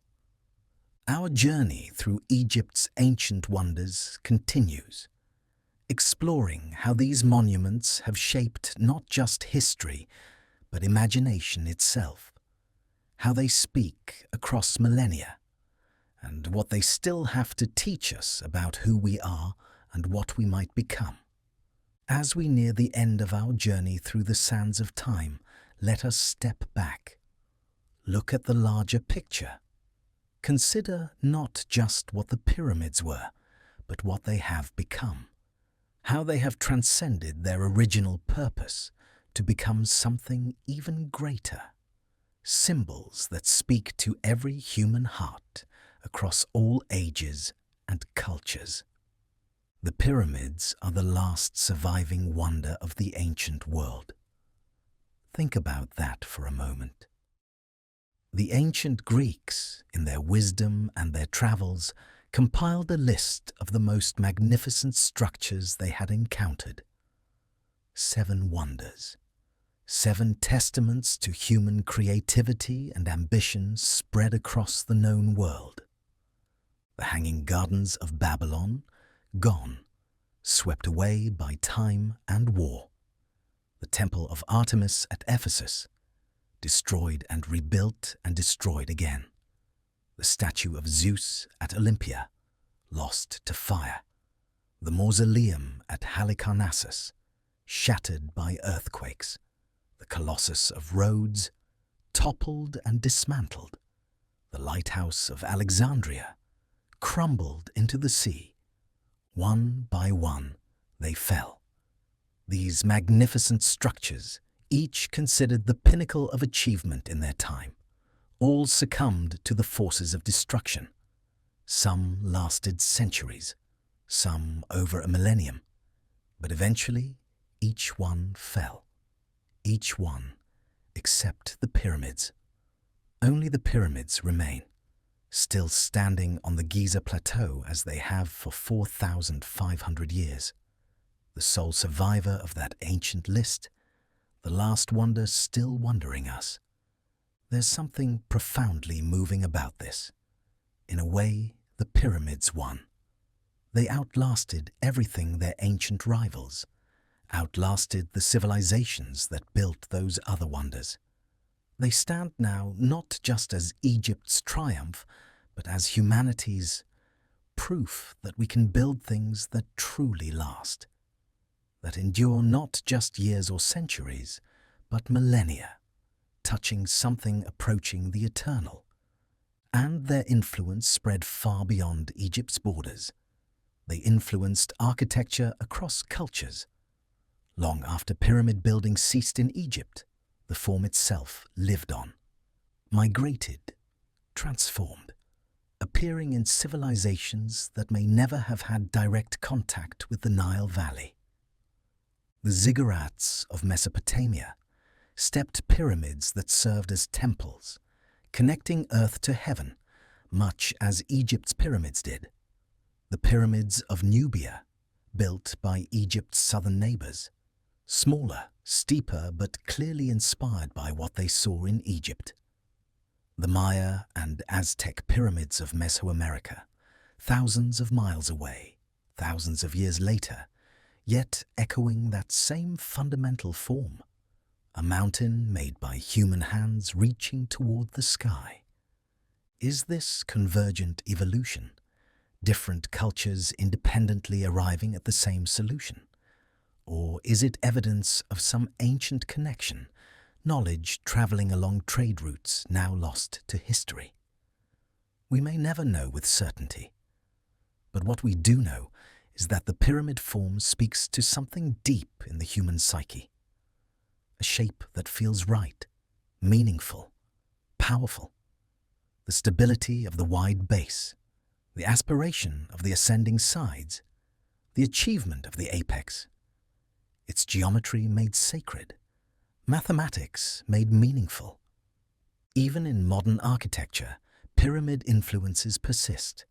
The glass pyramid at the Louvre, the Luxor Hotel in Las Vegas, the Transamerica Pyramid in San Francisco. Countless buildings incorporate triangular elements, pyramidal roofs, structures that echo that ancient form.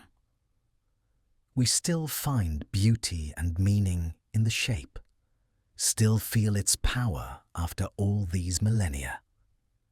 The pyramids have transcended their specific religious and cultural origins to become something universal.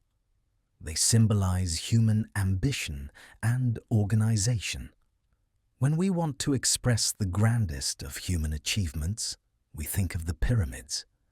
They are shorthand for impossible made possible, for vision made real.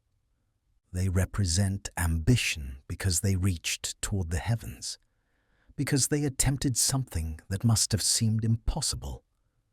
2 million blocks of stone, decades of labor, a structure taller than any other.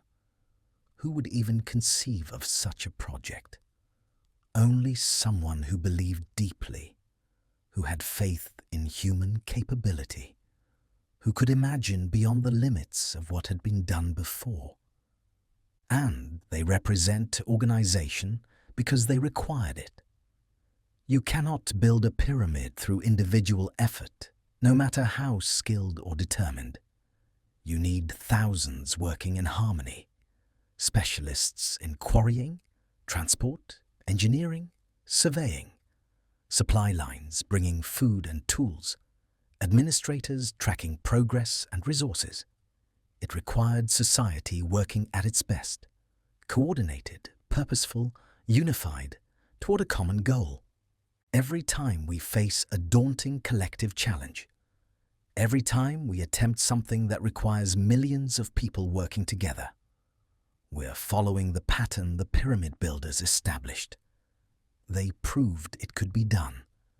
They showed that humans, organized and determined, can achieve what seems impossible. That lesson echoes down through history, inspiring every generation that learns their story. And people come, drawn by that inspiration, that wonder. Millions visit them each year. Despite wars, despite political instability, despite pandemics and economic downturns, people still make the journey to Giza, still stand at the base of these monuments, still crane their necks upward, trying to grasp their scale. What draws them?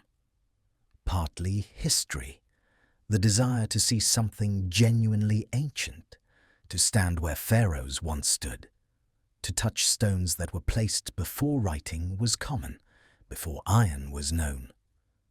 partly wonder, the simple amazement at the scale, the precision, the sheer audacity of the construction. But there's something deeper, too. People come seeking connection. Connection to the past, yes, but also to something timeless in themselves. The pyramids remind us that we're part of something larger, a species capable of incredible things, capable of building beyond our individual lifetimes, of creating meaning that survives the creators. Standing before the pyramids, we feel small, but we also feel capable. We diminish, but we also grow. Tourists photograph them, artists paint them, scholars study them, mystics meditate before them. Each person brings their own quest, their own questions, and somehow the pyramids answer, not with words, but with presence. They stand, solid, massive, undeniable. They endured. They are still here. And that alone is answer to many questions we barely know we're asking. In our age of rapid change, where nothing seems permanent, where technologies arise and vanish within decades, where even nations feel temporary, the pyramids offer something increasingly precious: continuity. They were ancient when Rome was founded, ancient when Christ walked the earth, ancient when Muhammad received his revelation, ancient when Columbus sailed. They witnessed the entire span of recorded history, and they remain. They remain icons of ancient engineering. Perhaps this is their most concrete legacy. Every engineer, every architect, every builder throughout history has looked at the pyramids and wondered, how? With what we know now, with our computers and cranes and power tools, could we replicate them? Technically, yes. We have the capability, but could we do it with only copper tools and human muscle? Could we achieve that precision without laser levels and GPS? Could we organize that many workers without digital communication? The questions become less about, could we build it, and more about, could we build it as they did? And that question humbles us. Modern engineers study the pyramids not as historical curiosities, but as case studies in problem solving. How do you move a 70-ton block? How do you ensure accurate alignment over vast distances? How do you maintain quality control when millions of components must fit together precisely? The pyramid builders solved these problems without our advantages, which means their solutions were often more elegant, more clever, more fundamentally sound than ours might be. Every generation of engineers believes itself the most advanced, and every generation must confront the pyramids, must admit that these ancient builders achieved something that still impresses, still challenges, still teaches. The pyramids are a standard against which we measure ourselves, a reminder that intelligence, ingenuity, and determination are not modern inventions. They are ancient human qualities, eternal human qualities. And so we arrive at the heart of their meaning, at why they matter beyond history, or tourism, or engineering curiosity. The pyramids represent faith, power, and ingenuity, three fundamental forces of human nature, woven together in stone. Faith, because you cannot undertake such a project without believing deeply. The Egyptians believed in eternal life, believed their pharaoh was divine, believed that building his eternal home mattered more than comfort, more than ease, more than individual desires. That faith moved mountains, or rather built them, brick by brick, stone by stone, belief made solid. And not just religious faith, but faith in each other. Faith that the worker beside you would do their part, that the overseer would treat you fairly, that the pharaoh would provide food and payment as promised, that future generations would maintain and honor what you built. Faith that the enormous decades-long effort would actually succeed. That kind of collective faith is rare, precious, powerful. Power because the pyramids proclaimed it, demonstrated it, made it tangible. The pharaoh had the power to command this work. Egypt had the power to accomplish it. The pyramids announced to the world, this is what we can do. This is our strength, our wealth, our capability. They were statements in stone, declarations of Egyptian supremacy, warnings to potential enemies, reassurance to allies, but also power over death itself. The pyramids were technology for defeating mortality, for ensuring the pharaoh's eternal survival, in an age before we truly understood death, before medicine could explain it or postpone it reliably. The pyramids represented the ultimate exercise of power, the attempt to overcome the one force that overcomes all others. They didn't succeed in making the pharaohs physically immortal, but they succeeded in making them immortal in memory, which is its own kind of triumph over death, and ingenuity, because every stone, every angle, every chamber required clever solutions. The pyramid builders were constantly solving problems that had never been solved before. How do you move something that heavy? Build a sled and wet the sand. How do you lift it? Build a ramp. How do you align it precisely? Observe the stars. How do you prevent collapse? Engineer relieving chambers. Problem after problem, solution after solution. Each generation of builders learning from the previous, refining techniques, correcting mistakes, improving methods. This was human intelligence operating at peak capacity, practical, creative, relentless. The pyramids are frozen ingenuity, each stone a problem solved, the whole structure a testament to human cleverness, facing obstacles and overcoming them, always finding a way.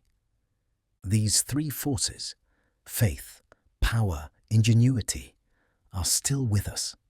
They're what drive our own great projects, what send us to the moon, build our cities, cure diseases, explore the depths. The pyramids were an early, pure expression of these forces. But the forces themselves are eternal. They're what make us human, what make us capable of greatness. And here's what humbles us. They were built without iron tools or modern machinery, copper and stone and human muscle, wood and rope and water. These were the technologies available. No steel, no engines, no electricity, no computers. Nothing we would consider essential to major construction today. Yet they built structures we still struggle to explain. This isn't to say they were more capable than us. They weren't. But it demonstrates that capability isn't about technology alone. It's about determination, organization, knowledge, and will. The tools matter less than the mind wielding them.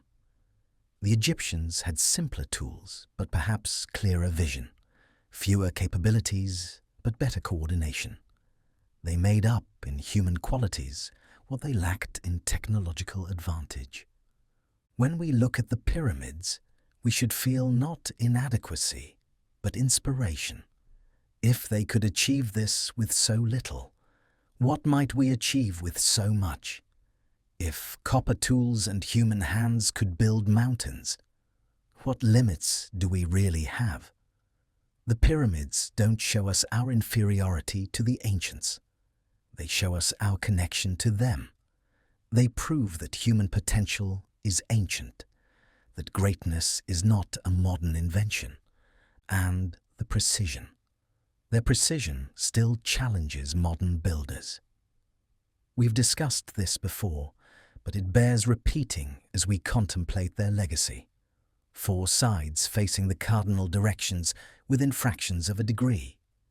A base that's nearly perfectly level over an area of 13 acres. Millions of blocks fitted so precisely that we can't slip paper between them. Modern construction aims for tolerances measured in millimeters. The pyramid builders achieved tolerances that would be respectable by our standards. Without laser levels, without theodolites, without any of our precision instruments. How? Careful observation, patient measurement, unwillingness to accept good enough. They could have built it less precisely. It would have been easier, faster. But that wasn't acceptable. It had to be perfect, or as close to perfect as human effort could achieve. This commitment to precision challenges us. In an age of close enough and acceptable tolerances, the pyramids insist on excellence. They shame our shortcuts, our cost-cutting compromises, our good-enough mentality. They stand as proof that humans can do better, can maintain standards across decades of work, can refuse to compromise even when compromise would be easier. That's a challenge every builder, every creator, every worker can take to heart. The pyramids achieved something rare and precious. They connect religion, science, and society. In our modern world, these are often separate, sometimes even in conflict. Religion in its realm, science in another, social organization in a third. But the pyramids fused them, made them inseparable. Religion provided the meaning, the why. Science provided the method, the how. Society provided the means, the resources and organization. Remove any one element, and the pyramids don't happen. The religious vision without scientific knowledge couldn't make it real. The scientific knowledge without social organization couldn't mobilize the resources. The social organization without religious meaning would have no reason to try. They worked together, perfectly integrated, each supporting the others. The priest's astronomical knowledge served the engineering served the theological purpose. The social structure supported both. This integration, this wholeness, is something we've largely lost. But the pyramids show us it's possible. Show us what happens when different aspects of human endeavor work in harmony rather than competition. Perhaps that's one of the most important lessons they offer. That our compartmentalized thinking, our divisions between faith and reason, between practical and sacred, between individual and collective, these divisions weaken us.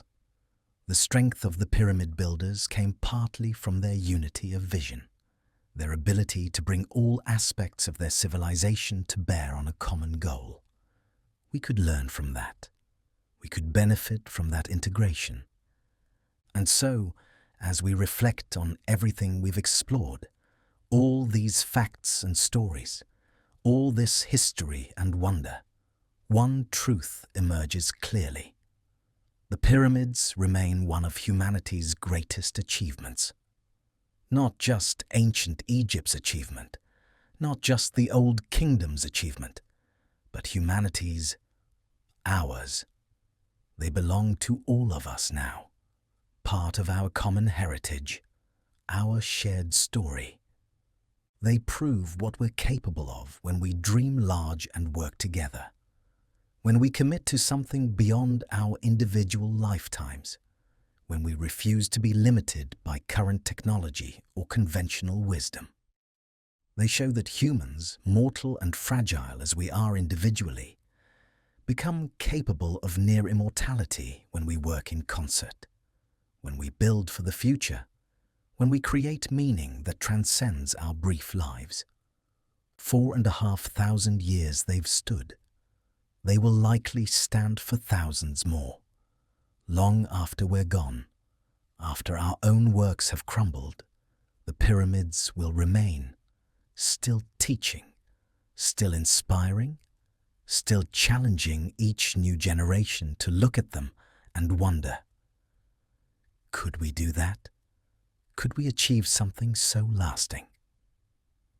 The answer, if we learn the pyramids' lessons, is yes. We can, not by imitating their form, but by embodying their principles. Faith in something greater than ourselves. Power used purposefully. Ingenuity applied relentlessly. Precision maintained unwaveringly. Society organized effectively. Religion and science and social structure working in harmony. These are the true secrets of the pyramids. Not construction techniques, but human qualities. And those qualities are available to us still, eternal as the stones themselves. As we rest here in the desert night, with the pyramids standing silent and eternal against the stars, we understand that their story is still being written, their legacy still unfolding. They've survived 45 centuries, witnessed the entire span of civilization, and they're not finished yet. They still have more to teach us, more to show us about who we were, who we are, and who we might become. Our journey continues through the remaining wonders of ancient Egypt, but we carry the pyramids' lessons with us, eternal truths written in ancient stone. As we continue our peaceful journey through Egypt's ancient mysteries, let us expand our view beyond the famous trio at Giza. Let us travel across the Egyptian landscape, discovering pyramids that most people never hear about. Structures that tell their own stories of ambition, faith, and the long evolution of pyramid building across centuries. When most people think of Egyptian pyramids, they picture Giza, the three great monuments standing side by side on that famous plateau. But Giza is just the beginning, the most famous chapter in a much longer story. There are over 100 pyramids spread across Egypt, not just at Giza, scattered along the Nile Valley and into the desert, a vast necropolis stretching for miles, each pyramid marking a pharaoh's attempt at eternity. Over 100. Think about that number. Each one represents a royal burial, a pharaoh who commanded Egypt's resources to build his eternal home. Not all are as grand as the Giza pyramids, certainly. Some are now little more than rubble piles, weathered mounds that barely reveal their original pyramidal form.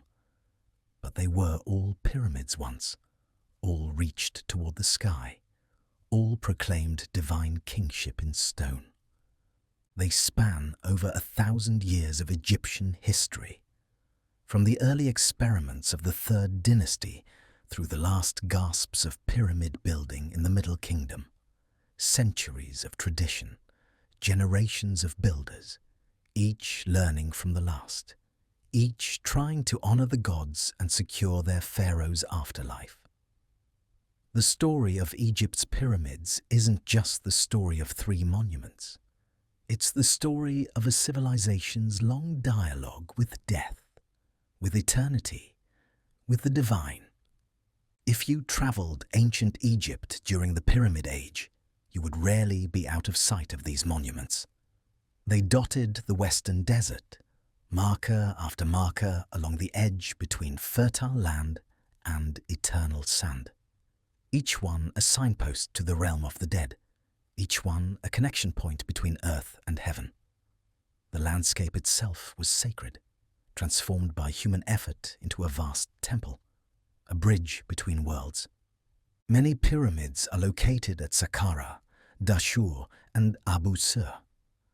These sites, less famous than Giza, but equally important to understanding Egypt's story, each a royal necropolis serving different periods and dynasties. Let us visit them now, walking softly through these ancient grounds. Saqqara, perhaps the most historically significant of all pyramid sites. Here stands the step pyramid of Djoser, which we discussed earlier. The first pyramid, the structure that changed everything. But Djoser's pyramid isn't alone at Saqqara. The site contains at least 16 pyramids, plus countless mastaba tombs, stretching over 3 miles along the desert edge. Walking through Saqqara today, you encounter layer upon layer of history. Pyramids from the Old Kingdom, tombs from the New Kingdom, temples from the late period, even Coptic Christian monasteries built among the ruins. It's a place where time collapses, where different eras coexist in stone. Each period left its mark, built its monuments, honored its dead, all in this one sacred space.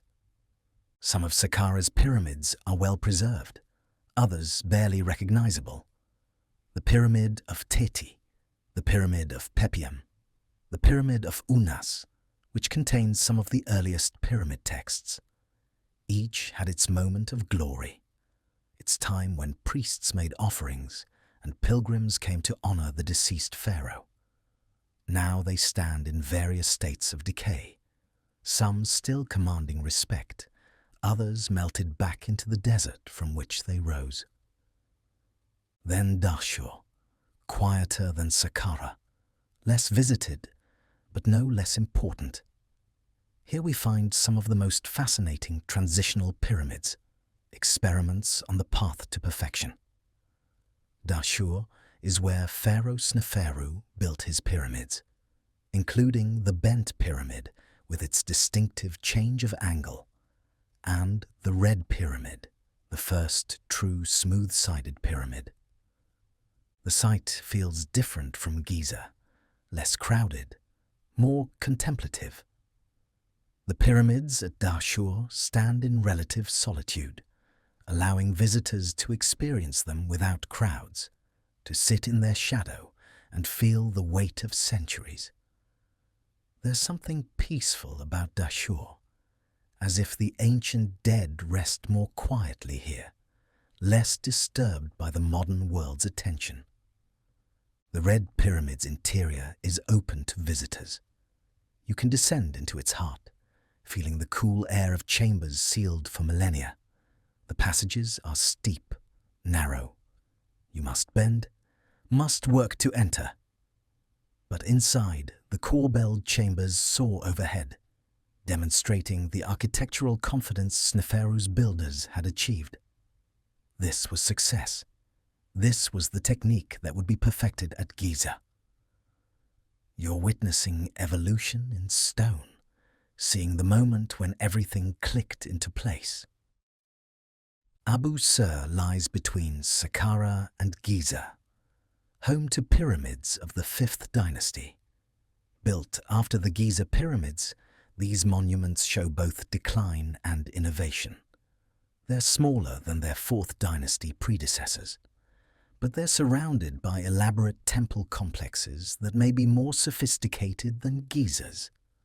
The emphasis was shifting from the pyramid itself to the cult that would maintain it, from the monument to the ritual.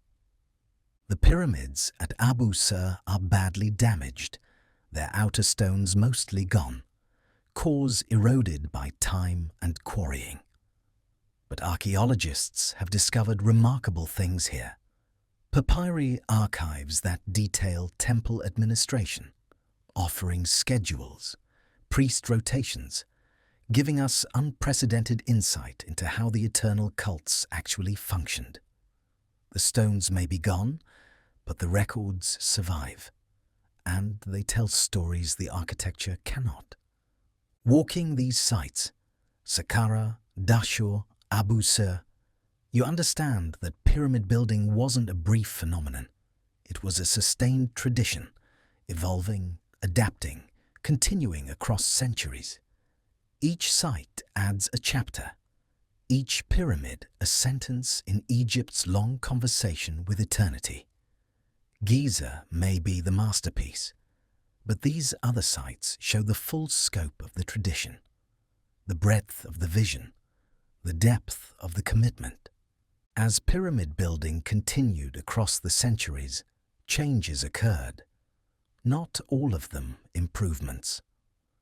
Later pyramids were smaller and built with lower quality stone. The economic and political conditions that made the Giza pyramids possible didn't last forever. Egypt remained powerful, remained wealthy, but never quite reached those same heights again. The pyramids of the 5th and 6th dynasties were noticeably smaller than the 4th dynasty giants. A pharaoh who would have commanded the construction of a pyramid rivaling Khufu's in an earlier era now built something more modest, still impressive, still requiring massive resources and labor, but not reaching for the same absolute supremacy and scale. And the construction quality declined as well. The core stones weren't cut as precisely, the planning wasn't quite as careful, corners were cut, standards relaxed. Perhaps the knowledge was fading, the master builders dying without passing on all their secrets. Or perhaps it was simple economics. Why spend extra effort on core stones that would be hidden beneath casing stones anyway? The result looked impressive when complete, but without the eternal durability of the earlier monuments. This is why many later pyramids haven't survived as well. The Giza pyramids, even stripped of their casing, remain impressive because their cores were so well built, solid stone, carefully placed, structurally sound. But some later pyramids, once their casing stones were removed, simply collapsed. The cores couldn't support themselves.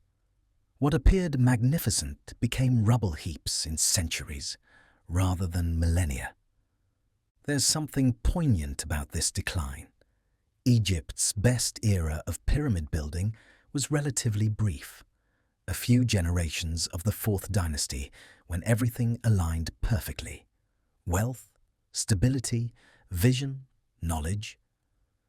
Before that, they were still learning. After that, they were gradually forgetting. The perfect moment passed.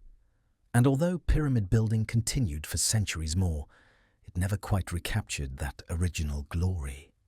The decline becomes even more apparent when we learn that some pyramids used mud brick cores instead of solid stone. Particularly in the Middle Kingdom, when pyramid building experienced a brief revival after centuries of decline. These pharaohs wanted pyramids, wanted to connect themselves to the glorious past of the Old Kingdom, but lacked either the resources or the knowledge to build in solid stone. So they adapted. They built frameworks of stone, essential structural elements, passages, chambers, foundational walls. But the bulk of the pyramid's mass was mud brick, millions of mud bricks filling the space between the stone framework, topped with stone casing to give the appearance of a solid stone structure. When new, these pyramids would have looked impressive. Perhaps not quite as massive as the Old Kingdom giants, but respectable, pyramid-shaped, properly oriented. But mud brick doesn't endure like stone. It erodes, it collapses, it melts back into the earth from which it came. Once the casing stones were removed, these pyramids deteriorated rapidly. Today, many are barely recognizable. Low mounds or scattered rubble, ghosts of their former selves. This wasn't laziness or ignorance. It was pragmatism. Building in solid stone required quarrying, transporting, and placing millions of tons of stone. The labor, the time, the resources required were staggering.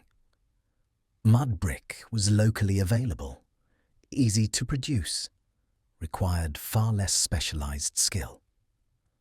A pharaoh with limited resources could still have his pyramid, could still fulfill the religious requirements, even if the result wasn't eternal in quite the way the old pyramids had been. There's a lesson here about ambition meeting reality, about maintaining traditions when circumstances change. The Middle Kingdom pharaohs honored the past, tried to connect themselves to Egypt's golden age, but they were practical. They adapted the tradition to their capabilities. Better a mud brick pyramid than no pyramid at all. Better to maintain the form, the symbol, the religious function, even if the execution had to be modified. But not everything declined in later pyramids. In fact, one crucial element became richer and more elaborate. Pyramid texts were inscribed inside later royal tombs. Beginning with the Pyramid of Unas, last pharaoh of the 5th dynasty. The interior walls of pyramids were covered with hieroglyphic texts, spells, prayers, instructions, a complete guide to the afterlife journey carved in stone. These pyramid texts are among the oldest religious writings in human history. They preserve beliefs and practices that may date back to pre-dynastic times. Before them, pyramid interiors were silent, bare stone chambers containing only the sarcophagus. The texts brought voice to the silence, filled the eternal darkness with words of power and protection. The texts covered the walls in vertical columns, thousands of hieroglyphs painted in blue-green pigment. Reading them, we hear the ancient Egyptians speaking directly about death, resurrection, and eternal life. The sky is pregnant. The sky is pregnant. The sky has given birth to you together with Orion. You shall not die. A ramp to the sky is built for you that you may go up to the sky. These weren't for the living to read. The pyramid was sealed, the texts entombed in darkness. They were for the deceased pharaoh, for his ka to read and recite. The spells that would protect him on his dangerous journey through the underworld. The passwords he would need at the various gates and guardians. The declarations of power that would transform him from dead king to living god. The pyramid texts evolved into the coffin texts of the Middle Kingdom, then into the Book of the Dead of the New Kingdom, a continuous tradition of funerary literature spanning thousands of years. But the pyramid texts were the beginning, the foundation. They show us what the Egyptians believed happened after death, what dangers awaited, what transformations were possible. They give voice to the silent stone, meaning to the massive monuments. In some pyramids, only certain chambers were inscribed. In others, nearly every surface was covered, pharaohs competing not in size of monument, but in completeness of magical protection. The texts became part of the architecture, as essential as the stone itself, word and stone working together, language and structure united, ensuring that the pharaoh's journey to eternity would succeed. Now, let us turn our attention from the many to the one, from the broad landscape of Egypt's pyramids back to the single most remarkable example. Let us examine not the spiritual meaning or the historical context, but the mathematics, the pure precision, the geometric perfection that elevates the Great Pyramid from impressive to miraculous. The Great Pyramid incorporates advanced geometric ratios. This isn't accident or coincidence. It's intentional design reflecting sophisticated mathematical knowledge. The ratios embedded in the pyramid's dimensions appear again and again, suggesting the builders understood principles we typically credit to much later mathematicians. The most famous is the relationship between the pyramid's height and its base perimeter. If you take the pyramid's original height, 146.7 meters, and multiply by 2 pi, you get almost exactly the perimeter of the base. This means the height relates to the base circumference, the way a circle's radius relates to its circumference. The pyramid encodes pi, the mathematical constant that wouldn't be formally calculated to this precision for thousands of years. Was this intentional? Debates continue. Some scholars argue it's coincidental, that the builders were using a different system of measurement that happened to produce this ratio. Others believe it shows sophisticated mathematical knowledge, that the Egyptians understood pi even if they didn't express it as we do. Either way, the ratio is there, encoded in stone. Whether by design or happy accident, the pyramid contains mathematical truth. The pyramid also incorporates the golden ratio, phi, approximately 1.618. The ratio between the pyramid's height and half its base is very close to the golden ratio. This proportion appears throughout nature, in spiral shells, flower petals, galaxy arms, and throughout art and architecture, considered particularly beautiful. Did the Egyptians know about phi? Did they consider it aesthetically or spiritually significant? We can't say for certain, but there it is, embedded in the structure, making the pyramid not just large, but somehow perfectly proportioned. These ratios matter not for mystical reasons, but because they reveal minds capable of sophisticated mathematical thinking. The pyramid isn't just big, it's precisely big. Its proportions reflect understanding of geometry and number that we're only beginning to fully appreciate. Every measurement reveals new relationships, new ratios, new evidence of careful, knowledgeable design.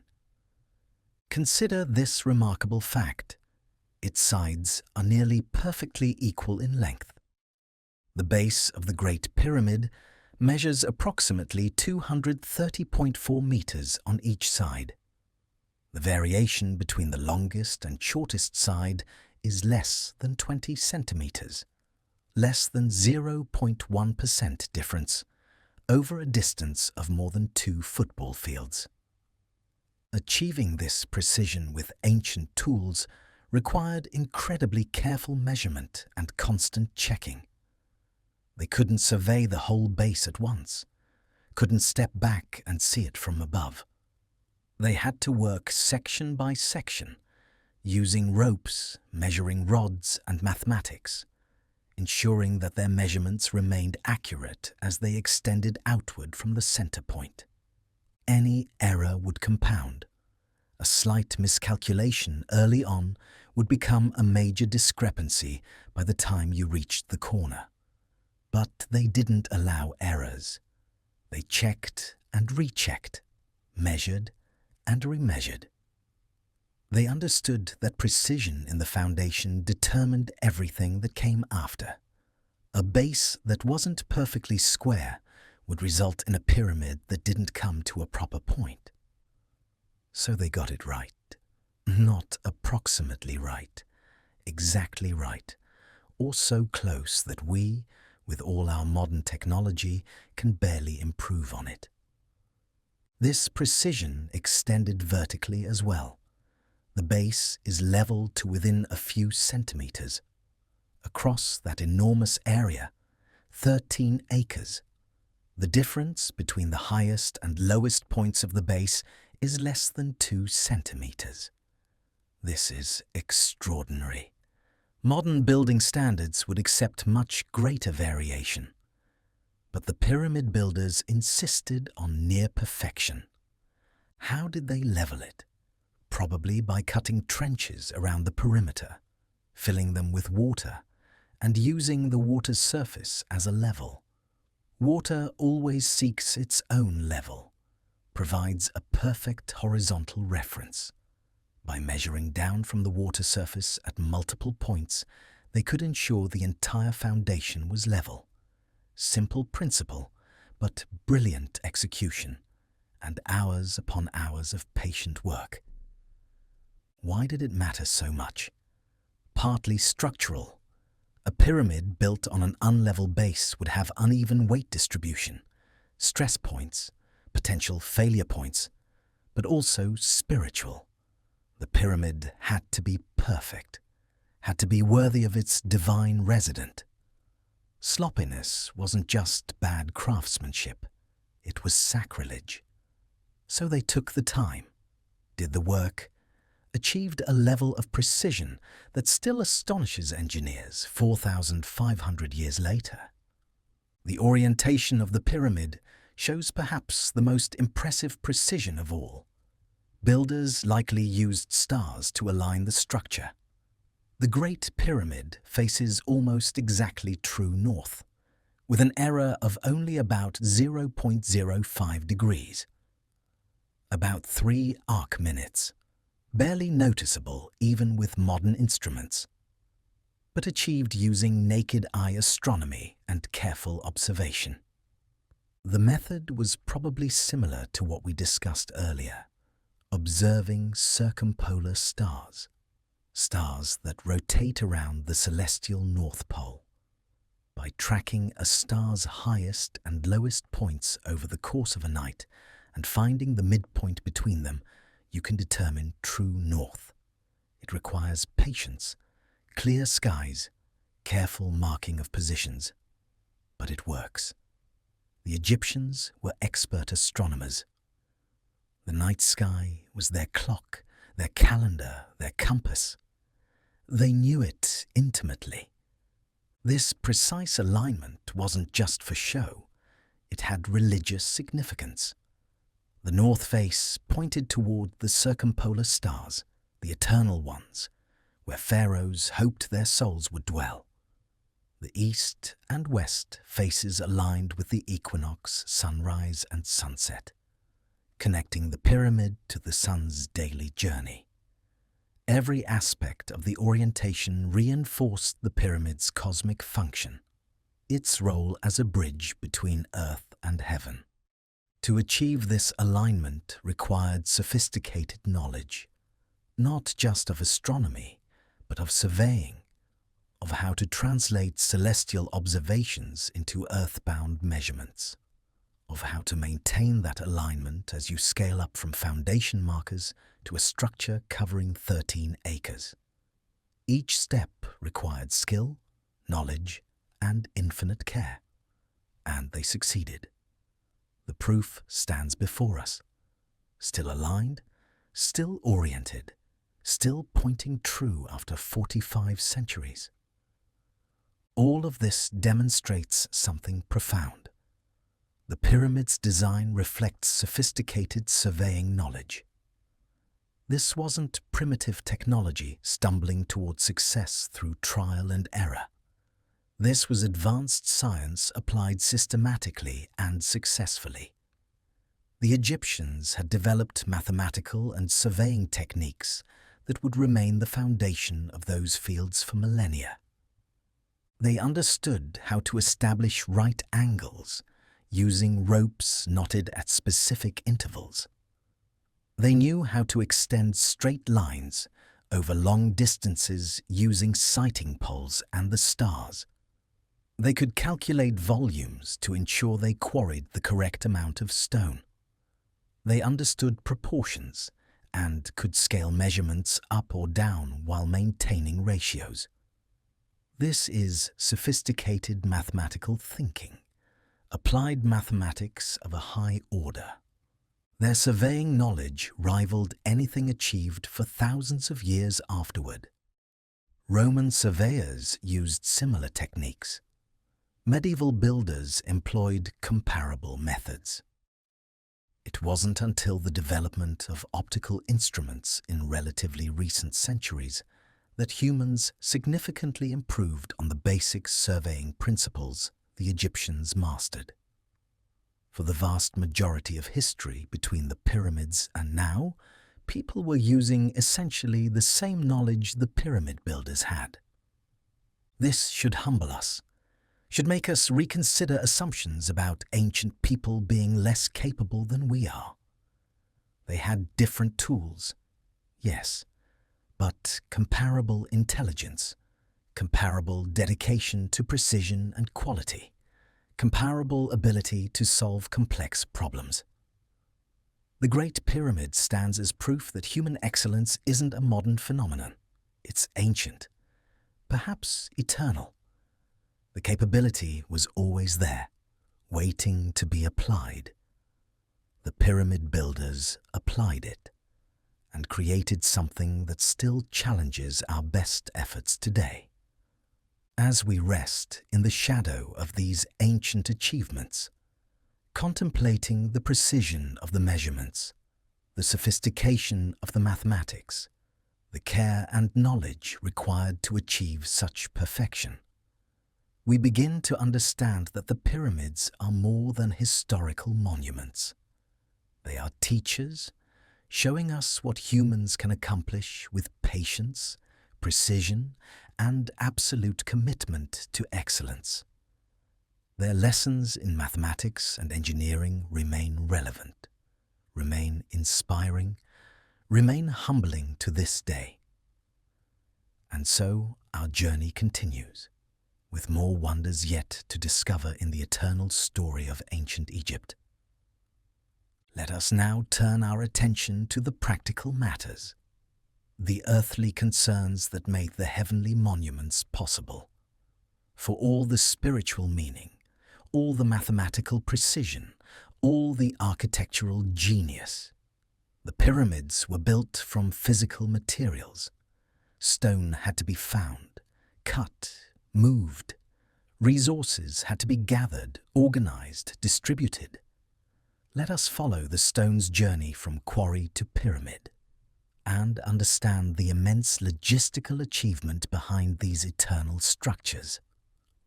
Limestone blocks came from local quarries near Giza. This was fortunate, essential, really. Without nearby stone, the pyramids as we know them would have been impossible. Imagine if the builders had needed to transport every single block from hundreds of kilometers away. The time, the effort, the sheer impracticality would have made the project unthinkable. But the Giza Plateau sits atop extensive limestone formations. The very bedrock beneath the pyramids was the same material used to build them. The main quarries lay just south and east of the pyramids, within sight of the construction site. Workers could extract blocks in the morning and have them on site by afternoon. No long transport, no complicated logistics for the bulk of the material.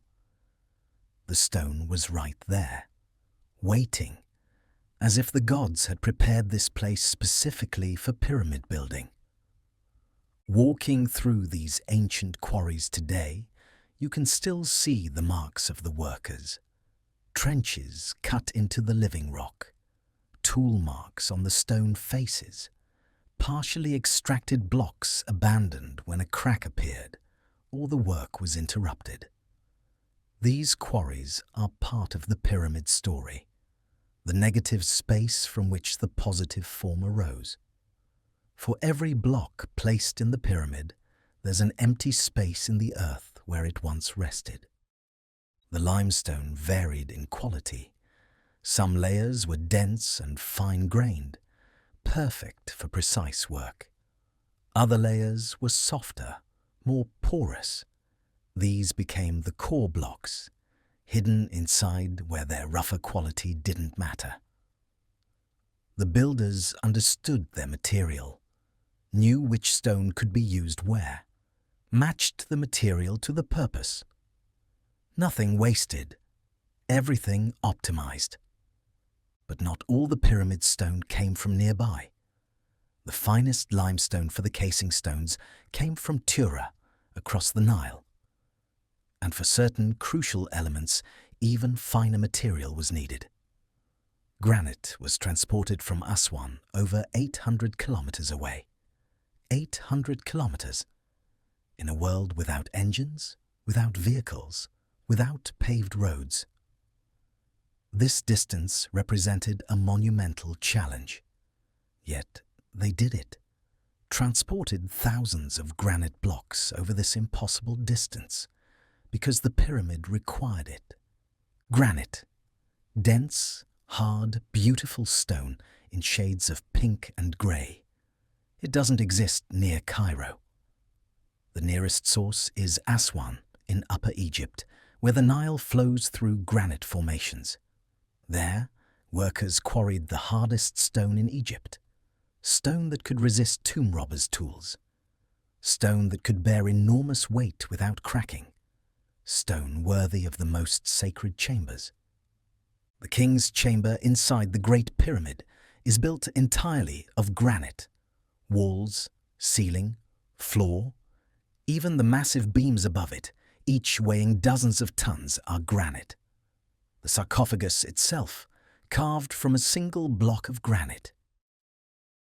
All of this stone came from Aswan, each block a testament to the Egyptians' determination and capability. Quarrying granite was more difficult than limestone. Granite is hard, resistant. Copper tools, which worked on limestone, barely scratched it. The workers used harder stone to pound the granite. Dolerite balls, incredibly dense and tough, literally pounding away at the granite for days to create trenches around the blocks they wanted to extract, hour after hour, blow after blow. Slowly, painfully slowly, the trenches deepened until the block could be freed. Then came the even more daunting challenge, moving these massive blocks 800 kilometers north to Giza. This required organization and planning on a scale we can barely imagine. It required the resources of an entire nation, and it required something we haven't fully appreciated yet. The logistics required central planning and record keeping. The pyramid wasn't just an engineering project, it was an administrative achievement, perhaps the first large-scale administrative project in human history. Think about what had to be coordinated. Quarries at multiple sites extracting stone at the correct rate. Transport crews moving blocks from quarry to river, river to site. Workers at the pyramid site preparing to receive the stone. Food supplies for thousands of workers at multiple locations. Tool production to replace worn or broken implements.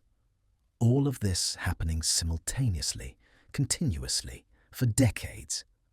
Without central planning, chaos would have resulted.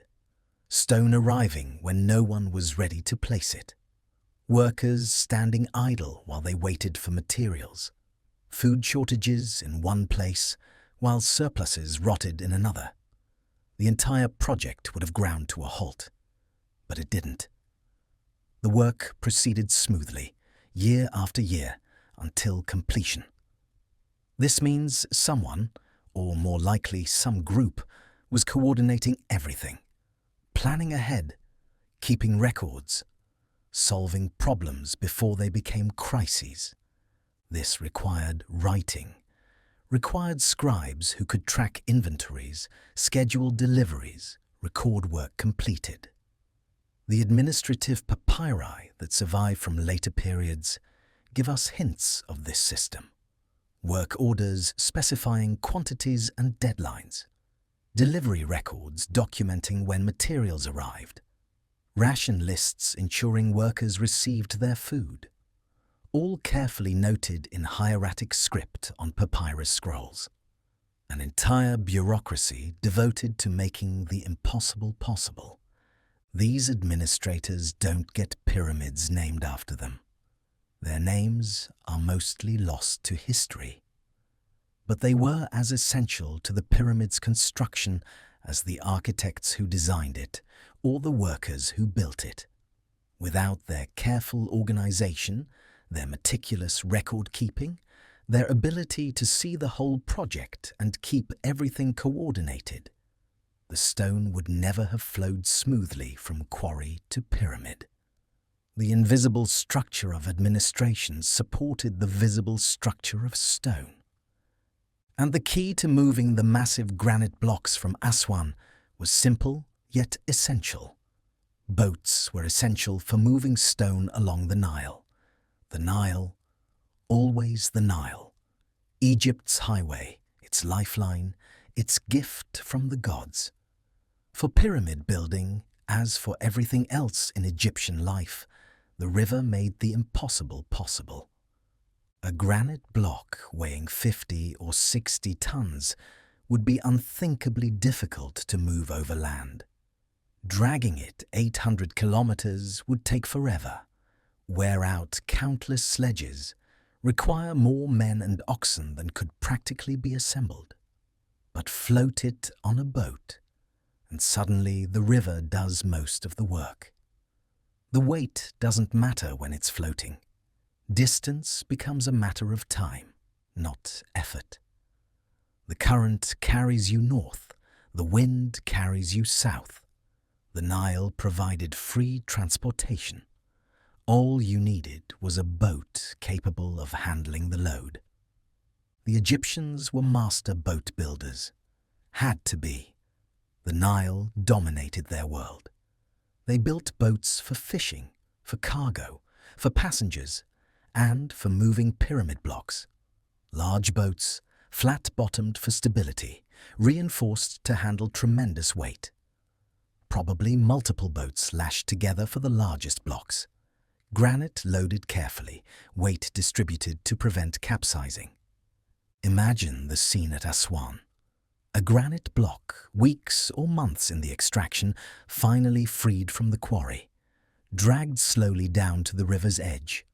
A boat waiting, workers checking the bindings, priests perhaps performing rituals to ensure safe journey. Then the delicate process of loading, rolling or sliding the massive stone onto the boat, watching the boat settle deeper into the water as it takes the weight. Everyone holding their breath, hoping the boat will hold. And then the journey begins. Drifting north with the current, days and days on the river, passing villages and fields, other boats giving way, maybe stopping at night, maybe continuing through darkness using the stars for navigation. Finally, after a week or more, arriving at Giza. The boat guided to the dock, the stone unloaded. And the whole process beginning again for the next block. This went on for years. A constant flow of boats carrying stone north, granite from Aswan, fine limestone from Tura, perhaps other materials from other sources. The Nile became a conveyor belt, carrying the pyramid's components from all across Egypt to the construction site. Without the Nile, the pyramids couldn't exist. The river was as essential as the stone itself. The river dictated more than just transportation methods. Construction depended on seasonal river cycles. The Nile's annual flood, the inundation, shaped Egyptian life in every way. The rising waters brought fertile silt that made agriculture possible. But they also brought transportation opportunities crucial for pyramid building. During the inundation, which lasted roughly from July through October, the Nile would swell dramatically. In some years, the water level might rise 8 meters or more above its low point. The river would overflow its banks, flood the fields, transform the narrow ribbon of green into a vast temporary lake. This was Egypt's blessing, the source of all abundance. For pyramid building, the flood meant the boats could come much closer to the construction site. Canals could be cut connecting the main river to harbours near the pyramid. When the water was high, boats could sail right up to docks that would be high and dry the rest of the year. This made moving the heavy stones from boat to construction site much easier. Shorter distance, less hauling uphill. So the work calendar adapted to the river. During inundation season, when farmers couldn't work their flooded fields anyway, they could join the pyramid crews. And the focus would be on moving as much stone as possible while transport was easy. Taking advantage of the high water to bring the year's supply of distant stone. Building up stockpiles that would be used during the rest of the year. When the flood receded, the boats couldn't come as close. But now the quarries near Giza were easily accessible again.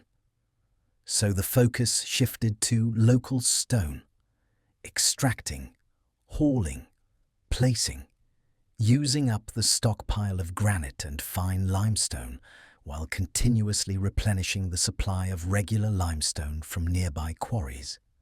The work never stopped, but it changed with the seasons, adapted to the river's cycle, worked with nature rather than against it. This seasonal rhythm connected the pyramid to Egypt's agricultural cycle. The same water that grew the grain that fed the workers also carried the stone that built the monument. The flood that brought life to the fields brought stone to the pyramid. Everything interconnected. The pyramid wasn't separate from Egyptian life, but woven into it. Part of the same natural and divine order that governed the flooding of the Nile and the rising of the sun. Understanding this seasonal pattern helps us appreciate the sophistication of the planning. The administrators had to think ahead, had to calculate how much stone they'd need before next flood season, had to coordinate quarrying and transport so materials arrived when needed, had to manage the workforce as it swelled during flood season and contracted when farmers returned to their fields. It was dynamic, flexible, complex. And they made it work. For decades. Another testament to Egyptian organizational genius. As we contemplate these practical matters, the quarries and transport, the planning and seasons, we begin to see that pyramid building was never just about construction. It was a total societal effort, involving everyone, touching everything. And this brings us to something crucial we must understand: culture and daily life. How pyramid building fit into the broader pattern of Egyptian civilization. How it shaped and was shaped by religious practice, artistic expression, and social organization. Festivals and religious ceremonies accompanied pyramid building. The work wasn't just labor, it was worship. The pyramid was a religious structure, and its construction was a religious act. So naturally, the building process was marked by ceremony, blessed by priests, celebrated with festivals that brought meaning and joy to the difficult work. Imagine the ceremony when construction began. When the first stone was laid, priests in white linen robes, incense smoke rising in the desert air. The pharaoh himself perhaps present. Prayers to the gods for success, for the workers' safety, for the pyramid's eternal endurance. Offerings made, hymns sung. the moment when vision began to become reality marked as sacred, set apart from ordinary time. And throughout the construction, more ceremonies, when each level was completed, when key chambers were finished, when the capstone would eventually be placed at the summit.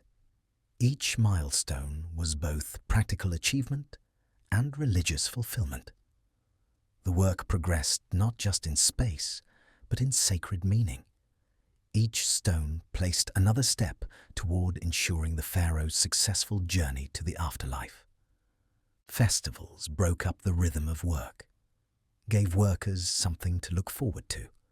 Religious holidays when normal labor ceased, when beer and food were distributed generously, when musicians played and dancers performed, when the community gathered to celebrate their shared purpose. These weren't just rest days. They were essential to morale, to maintaining the spiritual connection that made the work meaningful. They reminded everyone why they were building this massive structure, not for glory or wages alone, but for the gods, for Egypt, for eternal life. These festivals also reinforced social bonds. Workers from different gangs could mingle, share stories and songs, compete in friendly games. The pyramid site became a temporary community, thousands of people living and working together. The festivals helped make that community cohesive, gave people reasons to cooperate rather than compete, built the social infrastructure that made the physical infrastructure possible. Throughout the construction and forever after, priests performed rituals to protect the pharaoh's soul. The pyramid wasn't built and then forgotten. It became the center of an eternal cult. Priests dedicated to serving the deceased pharaoh, making daily offerings, reciting prayers, ensuring the pharaoh's car received the spiritual sustenance it needed. These weren't minor obligations. The mortuary temples attached to pyramids were substantial institutions. Priests, assistants, guards, administrators, land and resources dedicated to producing offerings in perpetuity. Bread, beer, meat, incense, delivered daily to the temple, presented at the altar. An entire economy supporting one function, keeping the dead king spiritually alive. The rituals were detailed and specific. Morning offerings to wake the car, afternoon offerings to sustain it, evening offerings to protect it through the night. On festivals, elaborate ceremonies with processions, music, special offerings. The ritual never ended. Day after day, year after year, ideally forever. This was the promise implicit in building the pyramid. Not just a tomb, but an eternal home with eternal service. Of course, eventually these cults declined. As dynasties changed, as resources grew scarce, as memory faded, the daily offerings became less frequent, the priesthoods diminished. But for centuries after the pharaoh's death, the rituals continued. Priests who never knew the pharaoh in life served him in death. Children replaced parents in priestly roles. The pyramid generated purpose across generations, gave structure and meaning to countless lives in its shadow. The pyramid complexes themselves were decorated lavishly. Art and reliefs recorded royal achievements. The mortuary temple's walls were covered with carved scenes. The pharaoh smiting enemies, leading religious ceremonies, receiving tributes from foreign lands. Not historical records in our sense, but theological statements, demonstrations of the pharaoh's divine nature and eternal power. These reliefs served multiple purposes. They proclaimed the pharaoh's greatness to visitors. They provided eternal company for the deceased, the walls alive with images of his triumphs, and they served magical functions. The carved images had power. The depicted offerings became real in the spiritual realm. What was carved in stone existed eternally, available to the Ka whenever needed. The artistry was extraordinary. Despite being relief carving rather than freestanding sculpture, despite being propaganda more than portraiture, these works show incredible skill. The proportions perfect, the hieroglyphs crisp and clear, the sense of movement and life captured in static stone. Egyptian artists were masters of their craft, and pyramid complexes gave them opportunities to create some of their finest work. These reliefs tell us about Egyptian life, the tools and weapons they used, the clothes they wore, the animals they domesticated, the gods they worshipped. In trying to glorify the pharaoh, the artists preserved details of daily life that would otherwise be lost. The pyramid's art is both propaganda and archive, both religious statement and historical record, layers of meaning in every carved surface. None of this administrative complexity, this ritual sophistication, this artistic achievement would have been possible without a key technology we haven't yet properly acknowledged. Literacy among scribes was vital to administration. Writing, the ability to record and transmit information across time and distance. This was as essential to pyramid building as copper tools or wooden sledges. Scribes were Egypt's administrators, trained from childhood in the difficult arts of reading and writing, hieratic script flowing from their reed pens onto papyrus scrolls. They recorded everything: inventories of tools and materials, work rosters, ration distributions, progress reports. Without their records, the massive coordination required for pyramid building would have been impossible. But scribes did more than just record. They calculated, figured out how much grain to order, how many workers to assign, when stone needed to arrive from distant quarries. They were accountants, schedulers, managers. Their mathematical skills, their organizational abilities, their literacy. These were the invisible infrastructure supporting the visible monument. Egyptian culture valued scribes highly. Surviving texts praise the scribal profession.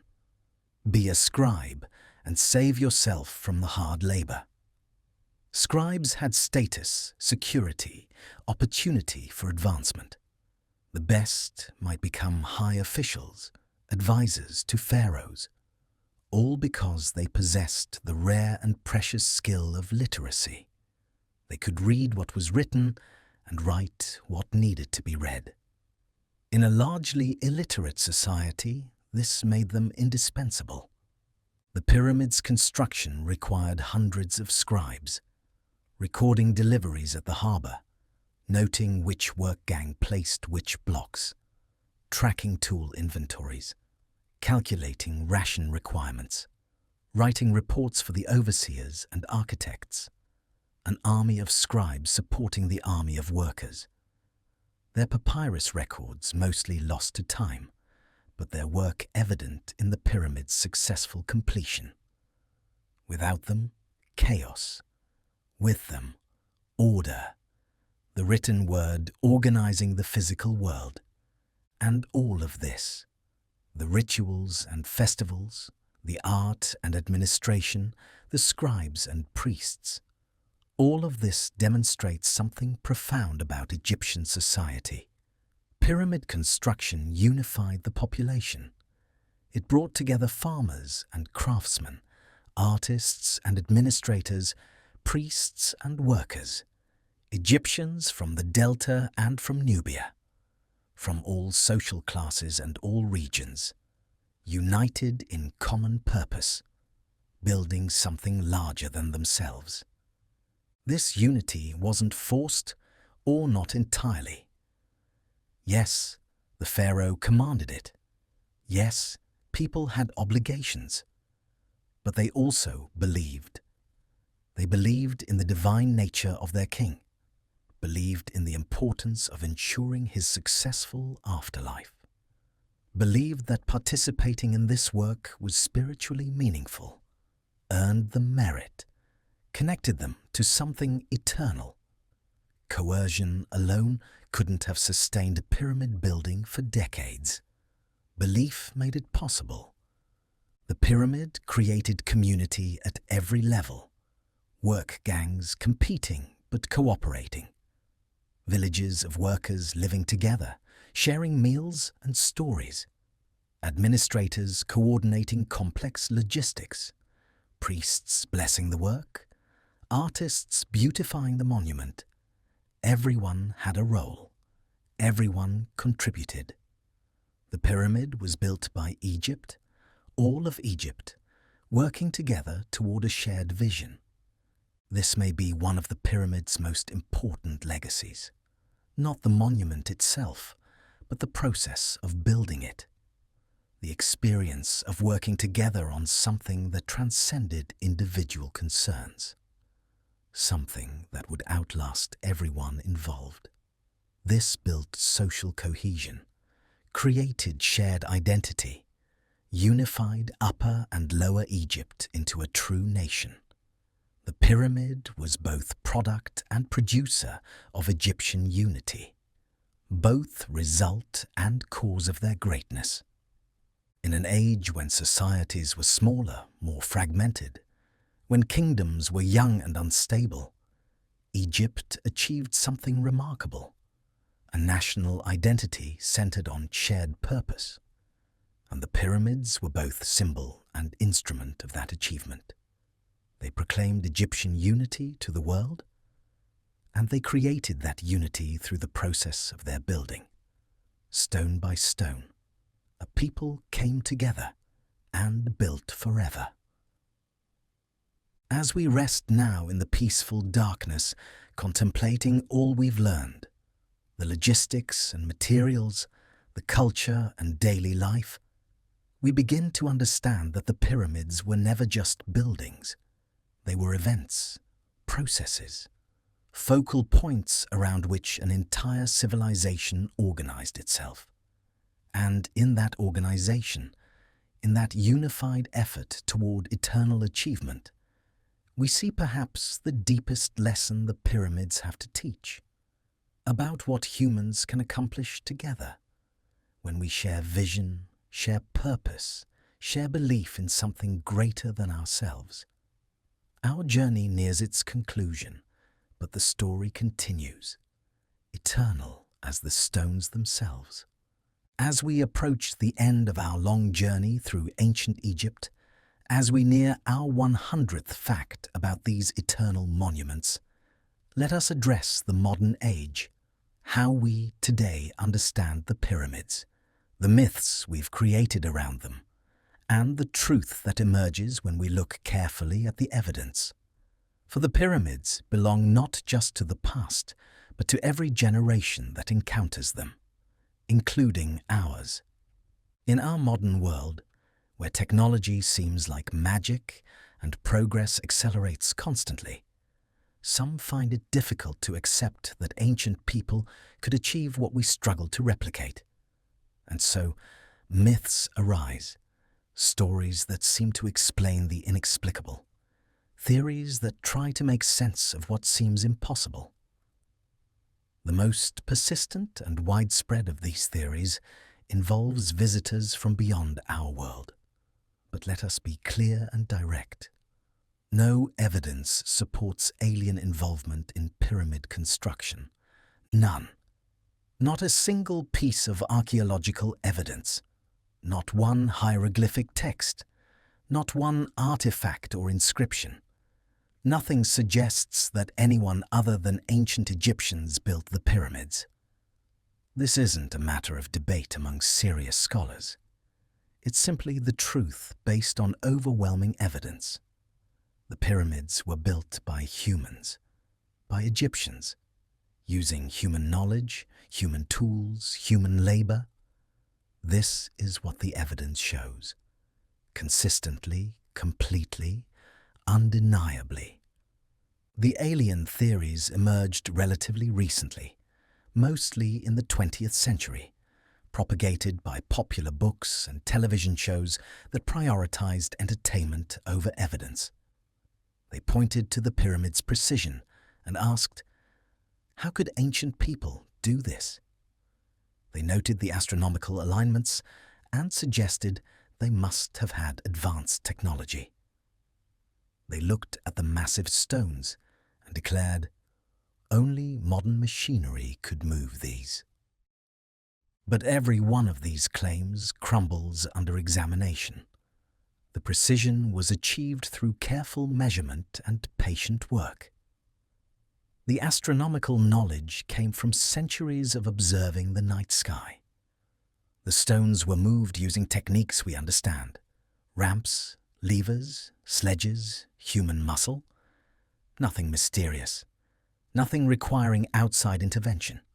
Just human intelligence applied systematically over time. The alien theories are insulting when you think about them.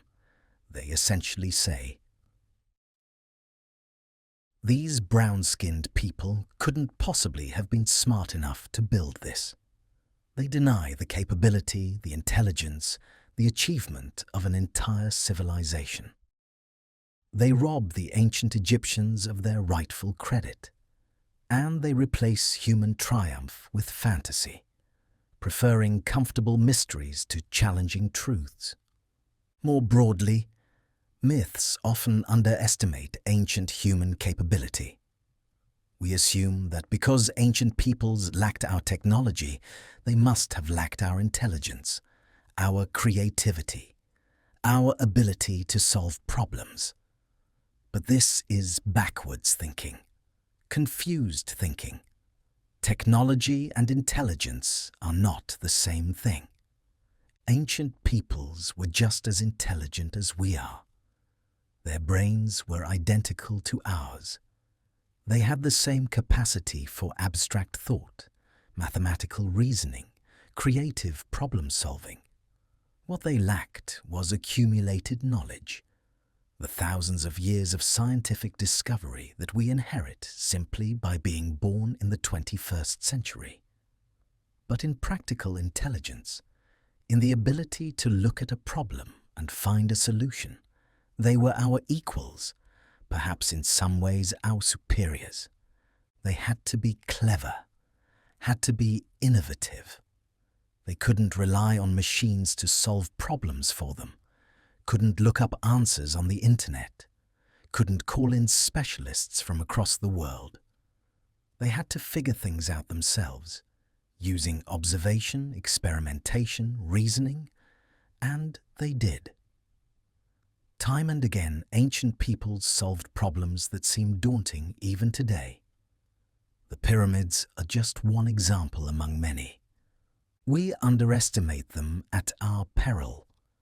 When we assume they couldn't have done something, we close ourselves off from learning how they actually did it.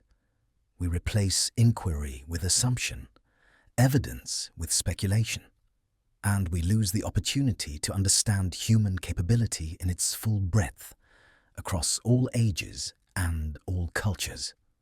The ancient Egyptians were human, fully human, and humanity has always been capable of remarkable things.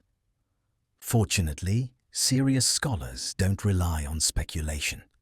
They test, they experiment, they try to recreate ancient techniques to see if they actually work.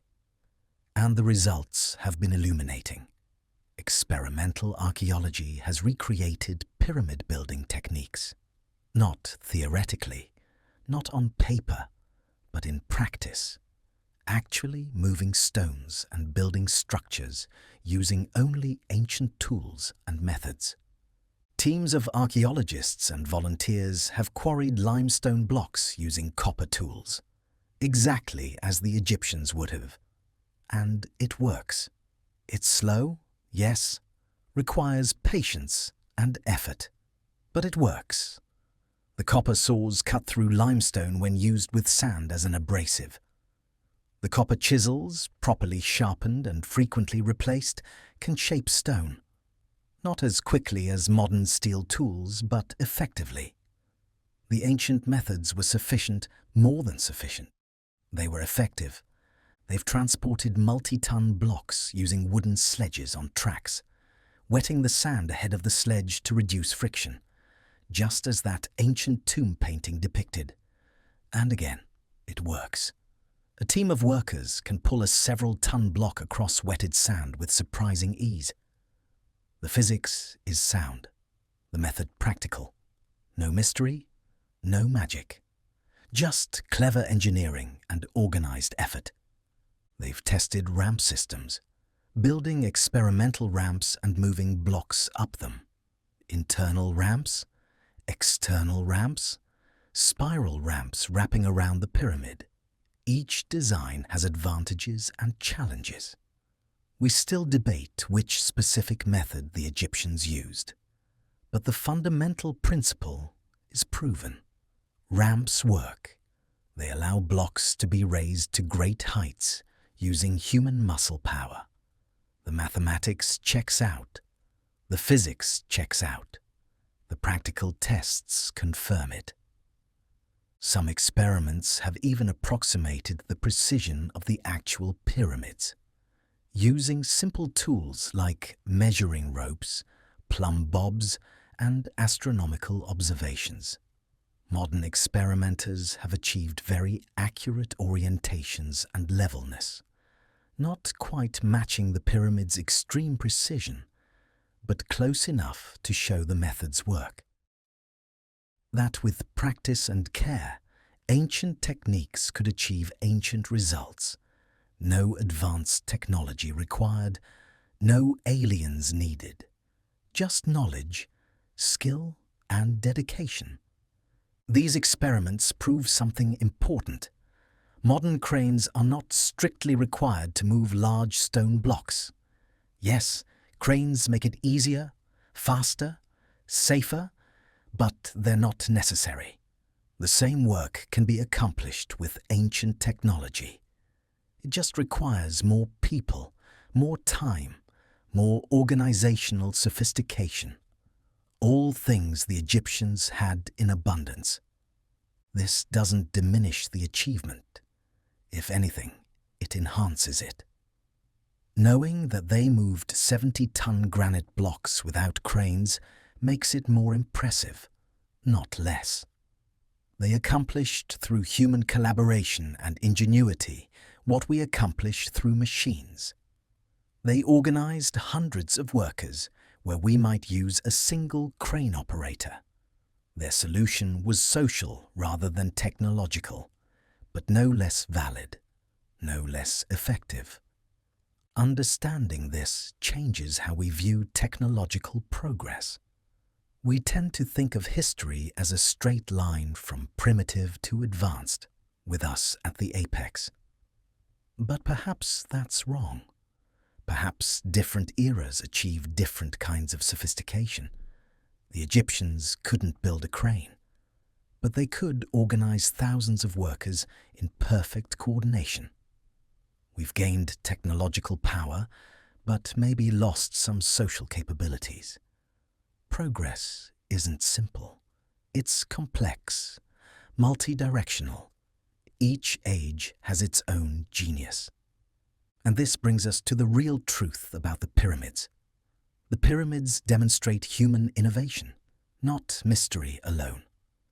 Yes, they're mysterious in some ways. We don't know every detail of construction. Probably never will. But the mystery isn't magical. It's historical, the natural mystery of the distant past, of knowledge lost to time, of records that weren't written or didn't survive. Strip away the supernatural speculation, and what remains is human innovation, problem-solving on a grand scale. The Egyptians faced challenges that had never been faced before. How do you build a structure 146 meters high from 2.3 million stone blocks? No one had ever tried. There was no manual to consult, no examples to follow. They had to innovate, to invent techniques, to learn through trial and error.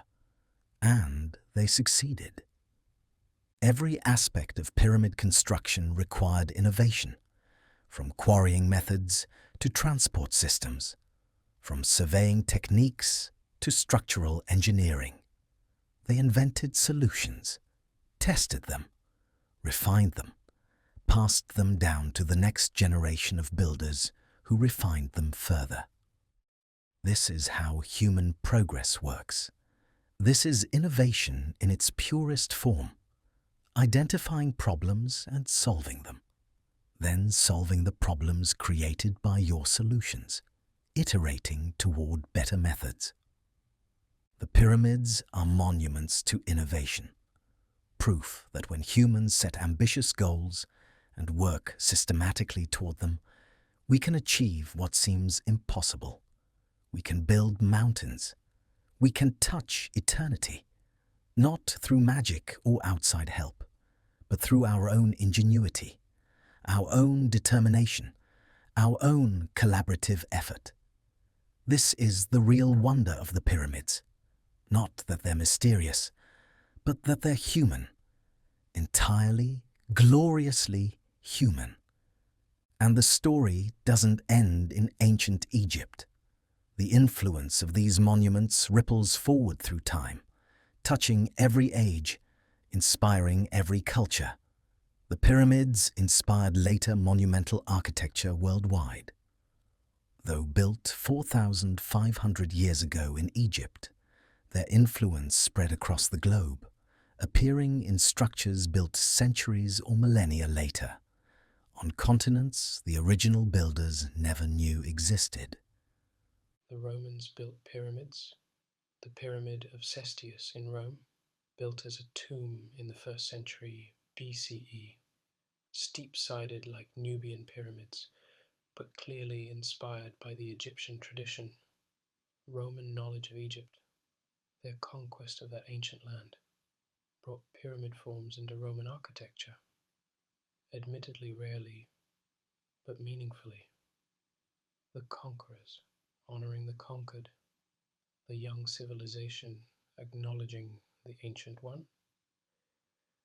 Medieval churches sometimes featured pyramidal spires, reaching toward heaven in pointed stone, the shape carrying religious meaning across different faiths, the ascending form expressing human aspiration toward the divine. Was this direct influence from Egypt, or convergent thinking about how to symbolize spiritual ascent? Perhaps both. The pyramid shape resonates across cultures, feels right for monuments reaching toward the eternal. In more recent centuries, the influence became explicit. The Washington Monument, an obelisk, yes, but topped with a pyramidal cap. Egyptian forms at the heart of American democracy, symbolizing permanence, stability, aspiration. Napoleon's invasion of Egypt sparked Egyptian revival architecture across Europe and America. Pyramids, obelisks, and hieroglyphic decorations appearing on buildings, furniture, monuments. The ancient style reborn in the modern world. And contemporary architecture continues the dialogue. The Louvre's glass pyramid, the Luxor Hotel in Las Vegas, the Memphis Pyramid in Tennessee, corporate logos using pyramid shapes. The form remains powerful, still signifies achievement, mystery, permanence. 4,500 years after the first pyramid rose from Egyptian sand, we're still building pyramids, still finding meaning in that ancient shape, still drawing on that ancient inspiration. Beyond architecture, the pyramids pervade culture. They appear in art, film, and popular culture. Painters have depicted them since the Renaissance. Artists drawn to their geometric simplicity, their desert setting, their evocation of mystery and antiquity. Turner painted them. Napoleon commissioned paintings of his armies before them. Countless others found inspiration in their forms. Cinema discovered the pyramids early. Silent films featured them. Later, Hollywood used them in adventure films, mysteries, horror movies. The pyramids became shorthand for ancient mystery, exotic adventure, supernatural power. Sometimes the portrayals were respectful, often they were absurd. But even the silliest movie kept the pyramids in public consciousness, kept people fascinated, kept new generations wanting to learn the truth behind the fiction. Popular culture absorbed them completely. Cartoons, video games, novels, comic books, advertising campaigns using pyramid imagery to suggest strength and permanence. They've become part of our shared visual vocabulary. Everyone recognizes a pyramid. Everyone has associations with them. Power, mystery, eternity, ancient wisdom. The pyramids transcend their specific historical context to become universal symbols. This cultural ubiquity is its own kind of immortality. The pharaohs wanted to live forever, wanted their names remembered eternally, and, in a sense, they succeeded. Not as individuals, perhaps. Most people couldn't name the pharaoh who built the Great Pyramid without looking it up. But the pyramids themselves, these they made immortal, made them so impressive, so mysterious, so aesthetically powerful that humanity keeps returning to them, keeps reimagining them, keeps incorporating them into new stories. The cultural immortality might be even more complete than the physical one. At the deepest level, they remain symbols of eternity and endurance in a world of constant change, where empires rise and fall, where technologies come and go, where even mountains erode. The pyramids stand. They've outlasted the old kingdom that built them, the middle and new kingdoms that followed, the Greek Ptolemaic period, the Roman Empire, the Islamic caliphates. Every empire that has held Egypt has come and gone, but the pyramids remain. This endurance gives them symbolic power. They represent the possibility of permanence in an impermanent world. The hope that something of us might survive, that our works might outlast our lives, that we might touch, however briefly, the eternal. Everyone who stands before the pyramids feels this, the weight of all that time, the miracle of survival, the defiance of entropy and decay. They remind us that we are temporary but can create lasting things, that our individual mortality doesn't preclude collective immortality, that humanity can build beyond individual lifetimes, beyond single generations, beyond entire civilizations. The pyramids were ancient to the Romans, ancient to the Greeks, ancient even to Cleopatra, who lived closer to our time than to the pyramids' construction.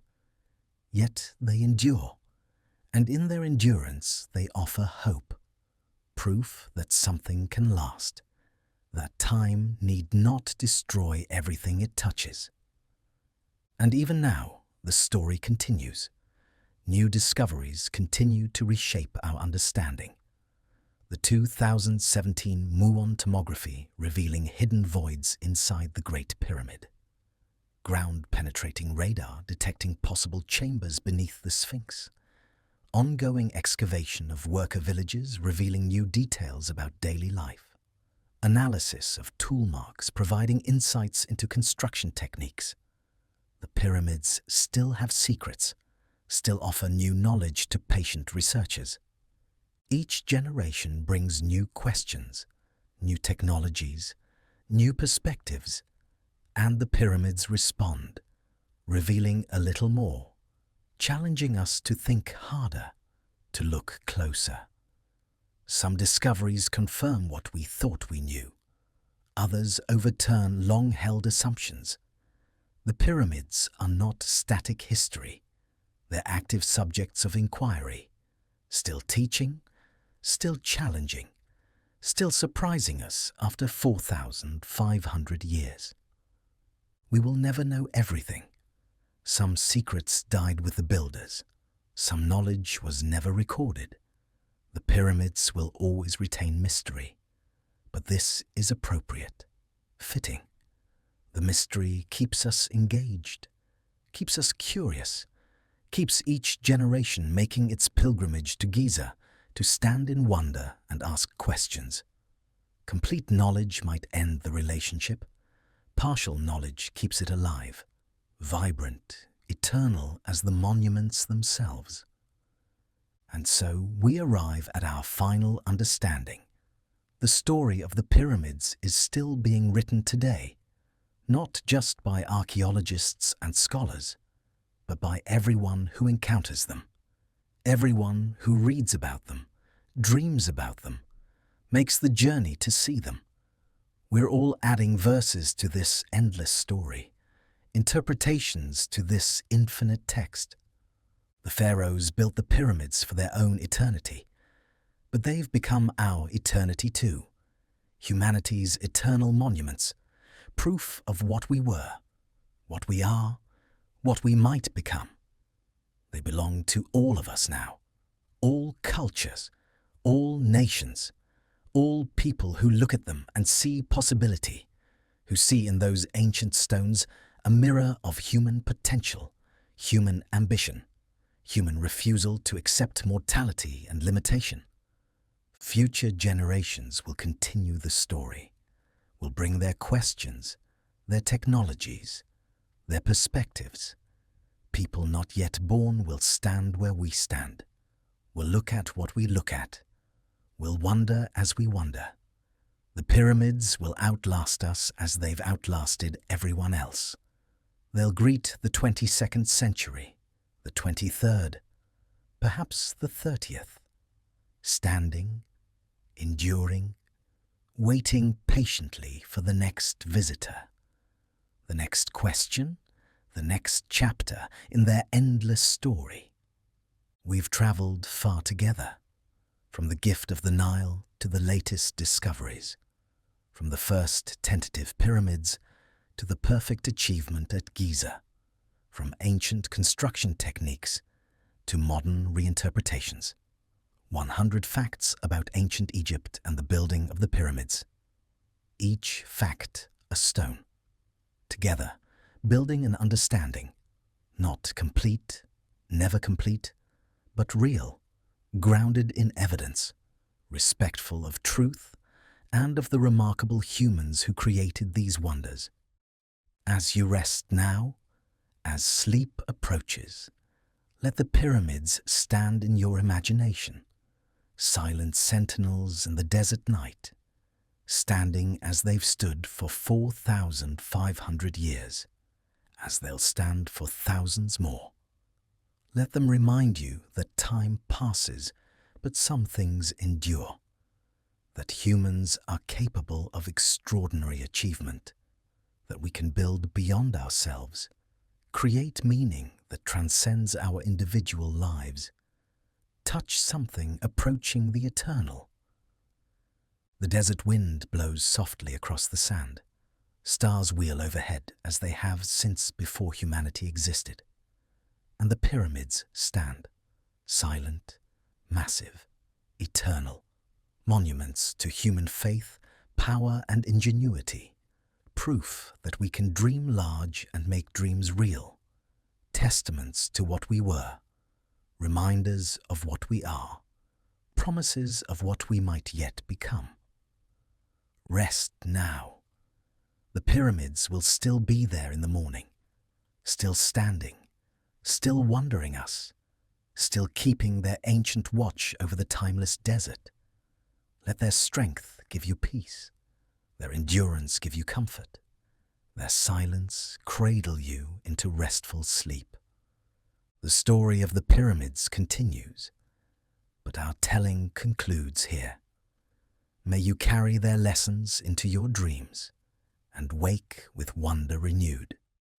Good night, and thank you for this journey through ancient Egypt, where human hands built eternity and where the stones still speak to those who listen, in the eternal silence of the desert, under the eternal stars, beside the eternal Nile.